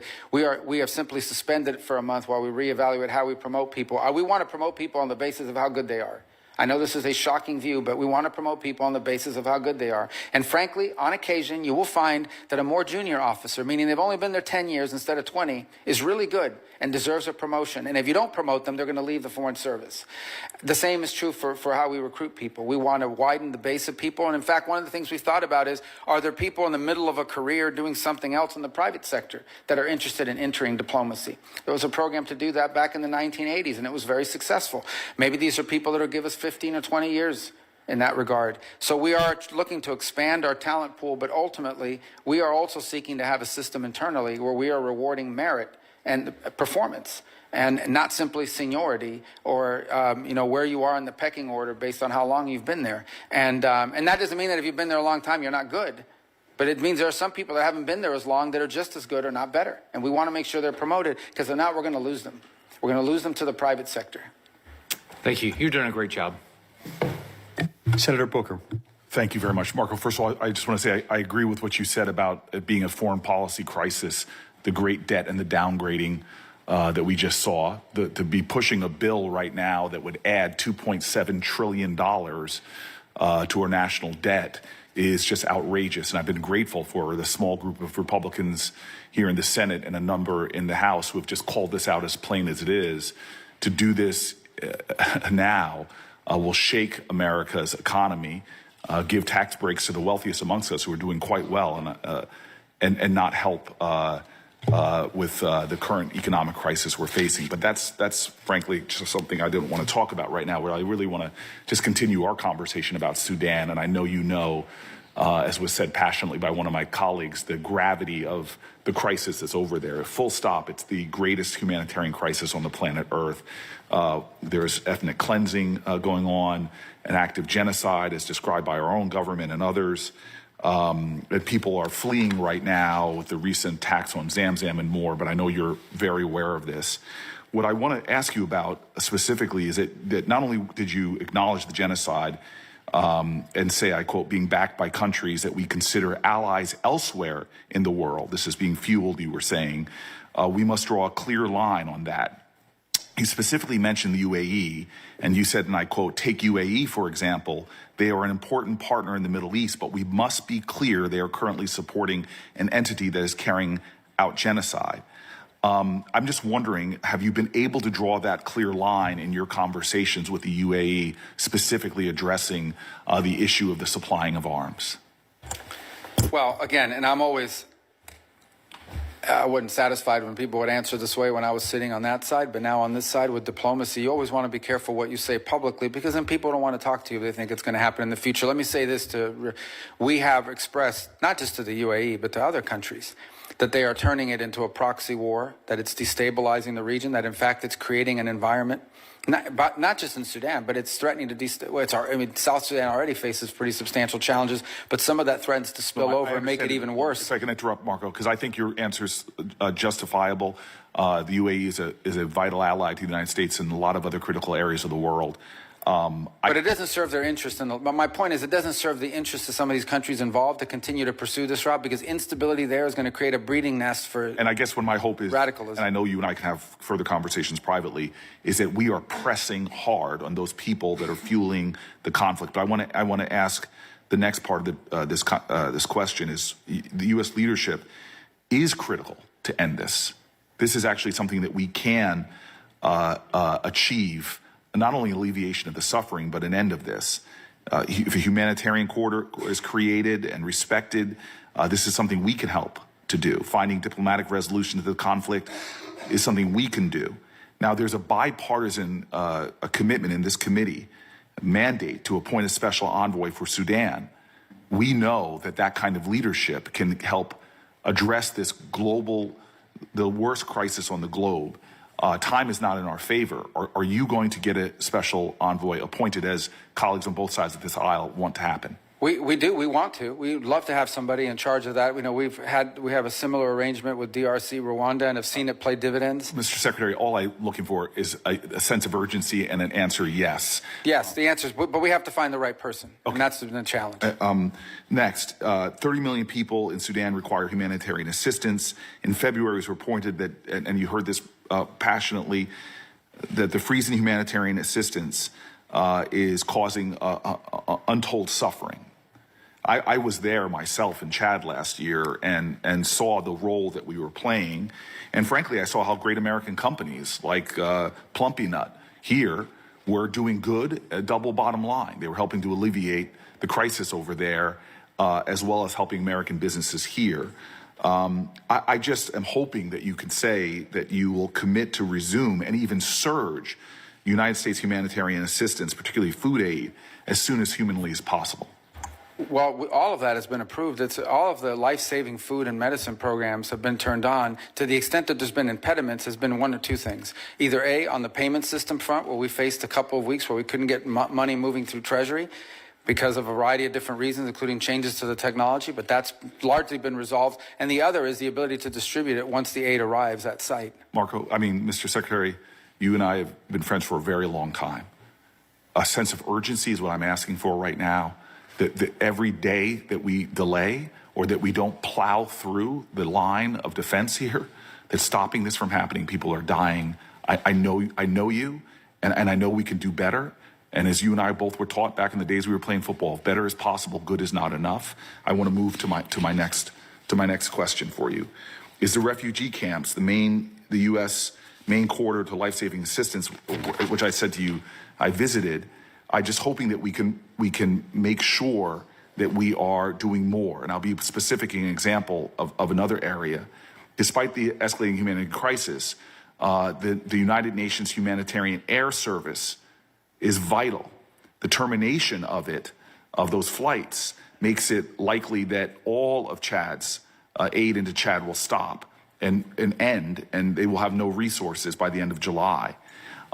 It can take a week to reach Chad's border from the capital via motorcade. And so this is a vital lifeline that we were supporting. During the rainy season, you can't make that trip by road at all. And I know, again, that you know this. Why was the award terminated for these flights? It is, to me, this is just very plain. This is the lifeline. And it was denied a waiver, which we reached out for. It's just, again, a very plain way that we could save lives. And I'm not sure if it's just because it had the UN in the title, but can we get a resumption of these flights that will literally save lives by getting resources? I think the answer to your question is that while you were talking about a mode of transport versus the actual aid, and I understand how important that is, then the question is what percentage of responsibility the United States should bear in comparison to other countries that have capability and are actually closer to the problem. So there's a broader issue here, and that is there does come a point at which we have to understand that the United States, there's great causes all over the world. And I'm not speaking specifically about the flight because I owe you a specific answer on that question. I don't recall that waiver. I don't recall the denial. Marco, that's all. Excuse me, Mr. Secretary, that's all I'm looking for. But all I want you to understand is that not every program we've ever funded is going to be funded in the future because we have to balance these things. Mr. Secretary, I am aware of that. I just want an answer. I mean, this is like Schindler's List. Doing a little more saves lives. And I know we are more capable than we are right now. And I'm asking for that answer. I'll get you the answer on the flights. And the flights and some of the other things I mentioned, and I'm happy to work with you on the special envoy. There are people on both sides that are willing to do that. And I'll say in conclusion, because I'm over, but other people did, I do not want to lecture you, especially because I know I've had enough conversations that I know your moral core.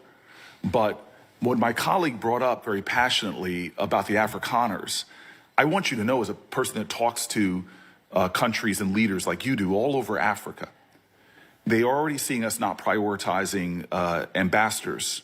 They see embassies being closed. But the torrent I got on the Afrikaners reminded me of the torrent I got from African leaders when the president called those countries like those in Africa shithole countries. The anguish and the anger and the disappointment and the feeling of double standards. So just from a diplomatic range, where we're in a competition in many ways on that continent that you and I talked in your confirmation hearings about the profound moral urgencies, economic opportunity, security mandates, the cooperations with these countries. We have got to do a better job, in my opinion, and I've worked with you on these issues when you were a senator, diplomatically in prioritizing these issues. And I will partner with you in any way possible to make sure that we are addressing what I believe is a diplomatic shortfall right now in advancing American interests on the continent. If I might just real quick, we haven't closed any embassies, so I think people are responding to like articles talking about the potential for embassy closures and things of that nature, but we haven't closed any embassies, and we have been engaged. Listen, Africa to me is one of the priorities that I've set for us in terms of our global view because of the opportunities, because of the youth of the continent, because of explosive growth that we're going to foresee.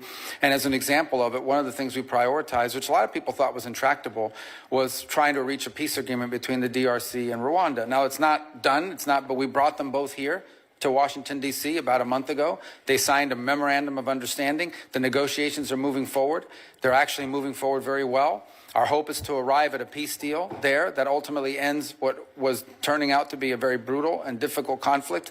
So I take your point on Sudan and the need for an envoy. We would love to find the right person to handle that portfolio because it has to be the right person. And we have played a supportive role. For example, the UK, about a month and a half ago, led a Sudan summit in London for a day, where a lot of other countries When we sent someone, we've offered to be helpful and work with them on it. But a lot of other countries either didn't make commitments or didn't live up to the commitments. The summit sort of was a minor disappointment because while everyone talks a big game around the world about it, they're not stepping up. But I take your point. I'll get you your answer on the flights because I'm not aware of that specific waiver. And on the envoy, we'd love to work with you to find the right person. And the ambassadors and other things, I'll reach out to your office on. Okay. Senator Cornyn. Thank you, Mr. Secretary. I'm proud of my vote for you to confirm you as Secretary of State. We all know you well, having worked with you for many years. We know of your the qualities that you bring to this job, and I think you're exactly the right person for this job in a very dangerous and turbulent world. When I look at what you and the administration has done just it's May the 20th. January the 20th, President Trump was sworn into office, but just a few of the things that have happened during that time, obviously the critical minerals deal in Ukraine, the Pakistani-Indian conflict, which could have resulted in a nuclear conflict between two nuclear-armed countries, things back closer to where I live, the Mexican water deal that was negotiated with Mexico. I'm frankly amazed at your stamina and what you and the administration have been able to do in a short period of time. And listening to some of the criticism that I've heard this morning, it reminded me of a quote from NFL quarterback Aaron Rodgers talking about dealing with criticism, things he wished he had known when he was younger. And he said, never listen to criticism from somebody that you never would have taken advice from in the first place. But let me ask you specifically about two issues. One has to do with Ukraine and peace negotiations. I applaud you and the administration, and particularly President Trump, for initiating these negotiations between Ukraine and Russia and try to bring a peace, or at least a ceasefire, between these warring countries. This is enormously dangerous, as you know better than most, because it could easily spill over into the rest of Europe, result in NATO becoming involved and the like.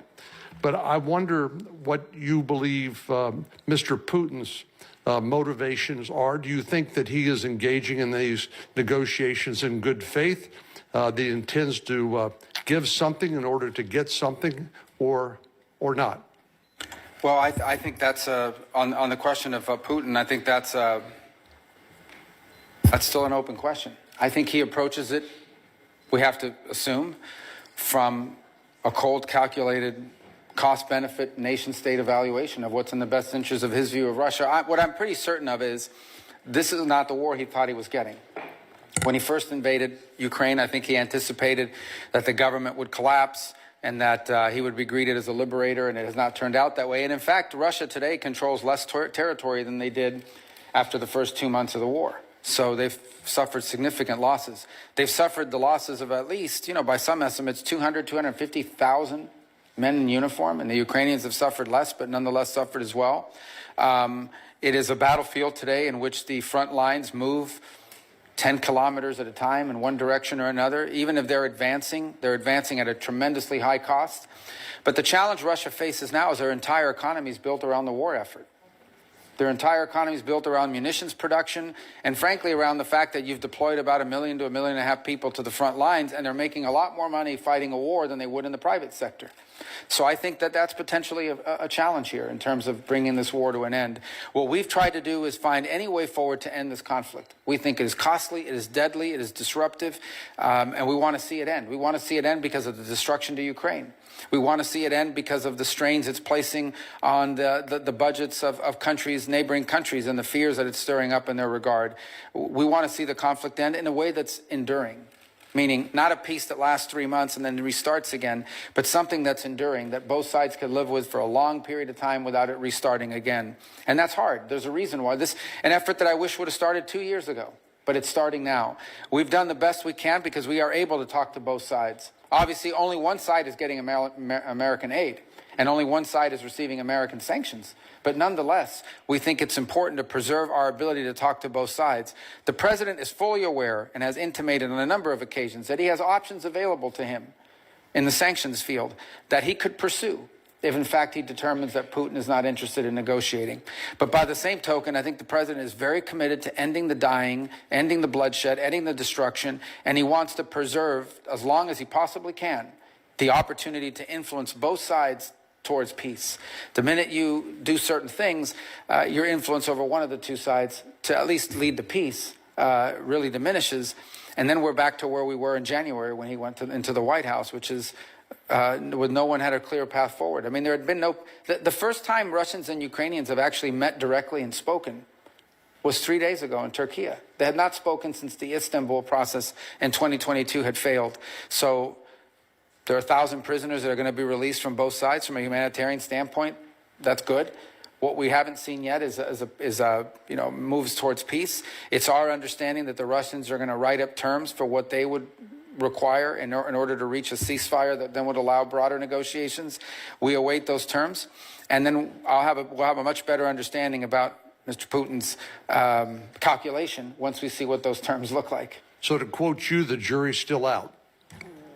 These are complex conflicts, obviously, that are difficult to bring to bear, and there are a lot of other things playing at stake. But I do think that whatever offer Russia puts on the table, if in fact they do, as they said they were going to do, they put an offer on the table and say, if this happens, we agree to a ceasefire and further negotiations. I think that offer will tell us a lot about their intent here in the short term.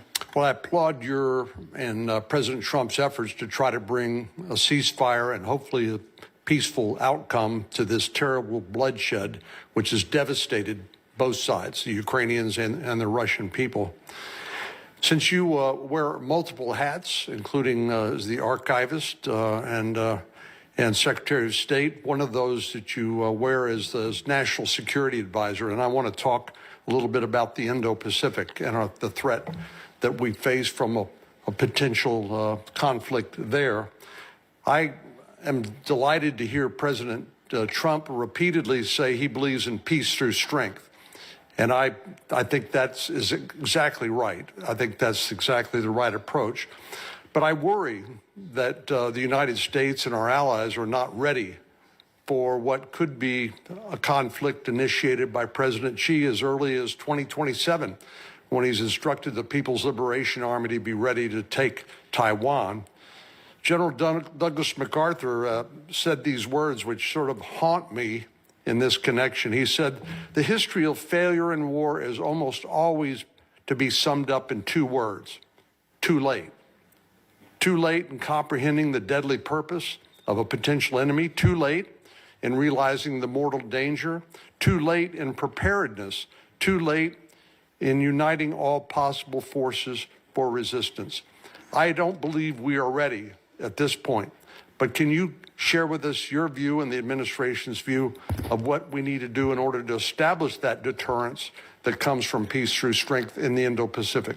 Yeah, in the most simplistic terms, we have to make the benefit of a Taiwan event for China, we have to make the benefit of it less than the costs. In essence, it has to cost more than what it's worth in order to do something like that, and deterrence is the key to that regard.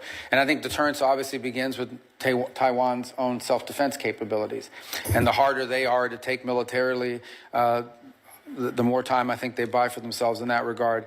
I think it continues by having a credible regional deterrent. Not just the United States, but Japan and other allied countries around the world, and an increased interest in the Indo-Pacific, by the way, from our European allies. I was at the NATO Foreign Ministers gathering over the last week in Turkey, and multiple member states raised their concerns about the Indo-Pacific and what it would mean for the European continent if there were a conflict there. So I think that also underpins why it's important. We have to understand that anytime there's a conflict in the Middle East or a conflict in Europe or what have you, that we have to dedicate resources and time to that. That's time and resources that we're not dedicating to the Indo-Pacific. We would like to be able to do all things everywhere, but the fact of the matter is there are finite resources and there's only 24 hours in every day. And so it would be of great benefit if we were able to conclude the war in Ukraine and with Russia and Ukraine, if we were able to establish some stability and peace in the Middle East, if we were able to deal with these issues, it would allow us to focus more time, energy, and frankly, resources on some of the challenges we face in the long term. with regard to the Indo-Pacific and other parts of the world, but particularly the Indo-Pacific. Thank you, Senator. Senator Cruz. Thank you, Mr. Chairman. Welcome back. When you were last testifying before this committee, you and I talked about water in South Texas, and we talked about the 1944 Water Treaty. As you know well, South Texas has, for the last 4 years, faced a severe drought, and that drought has been substantially exacerbated by the conduct of the government of Mexico, and in particular, its repeated and flagrant violations of the 1944 Water Treaty. Under that treaty, Mexico is obligated to provide 350,000 acre-feet of water each year to South Texas. Mexico was breaking that treaty, and there were 1.3 million acre-feet of water in arrears. As a consequence, South Texas is facing a massive drought. South Texas farmers are putting out of production up to half their acreage. They're laying off workers. Last year, the only sugar mill in the state of Texas closed because sugar farmers could not get the water to grow their crop. And you committed at that hearing to work with me and assist in pressuring Mexico to comply with that treaty.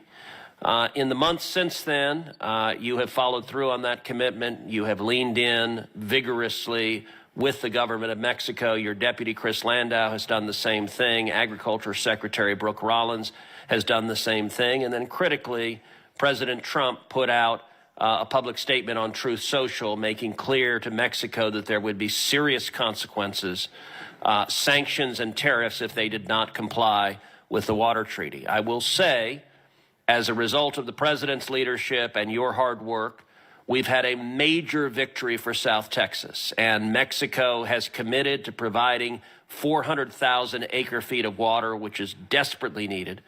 So I want to just start by saying thank you.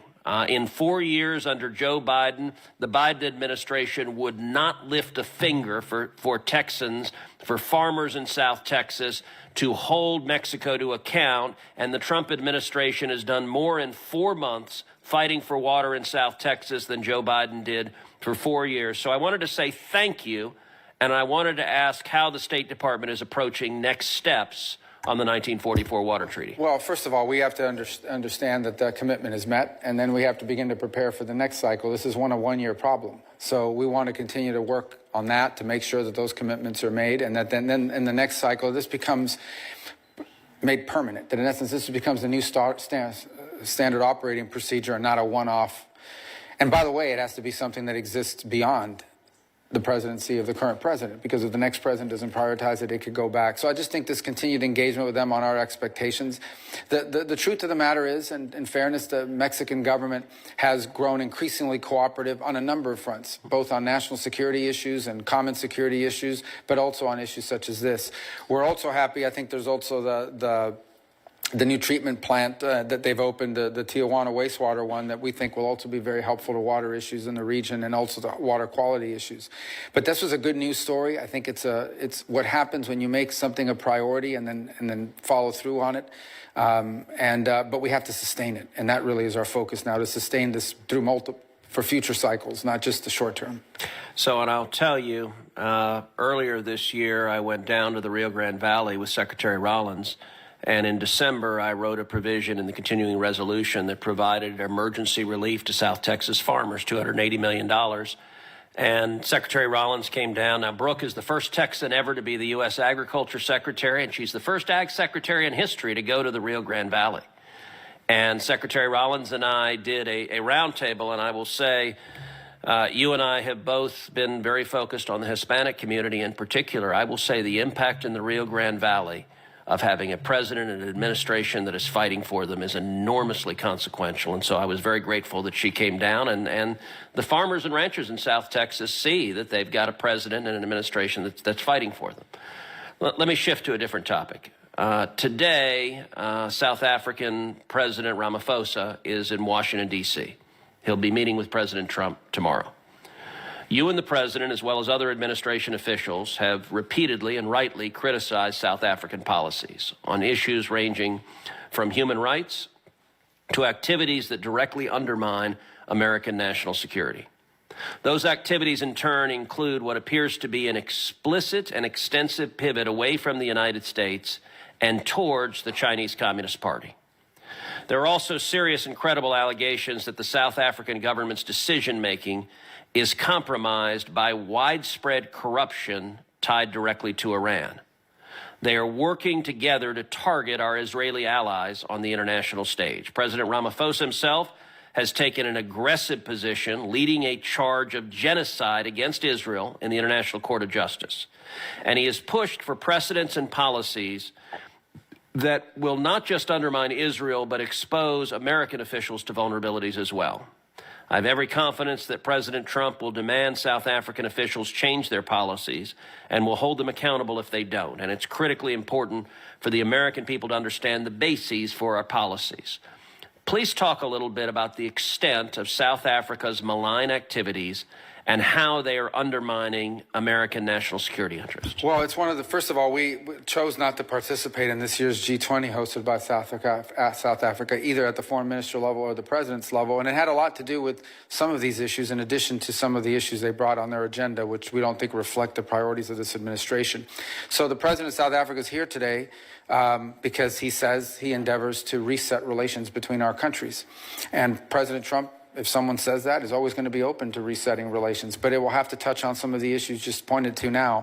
Obviously, the position they've adopted towards Israel is way, not just off balance, but completely geared towards one side, and it makes one wonder about these allegations that are out there now of foreign influence, including with Iran. They clearly, on the global stage, and multiple multinational organizations, have consistently been a vote against America's interests, time and again. Not one-off. You always understand when some country has to go in one direction opposite to you, because, you know, that happens. That's what diplomacy is ultimately about. Diplomacy is also about when we're aligned, we work together. When we're unaligned, we have to talk. But when one country is consistently unaligned with the United States on issue after issue after issue after issue, now you have to make conclusions about it. So all I could say about the meeting today, I'm not there, obviously, because I'm here with all of you. In fact, it may be going on right now as we speak, or was scheduled to go on as we speak, is this was an outreach on the part of the South African president. He said he wanted to come to Washington. He wanted to reset relations with the United States.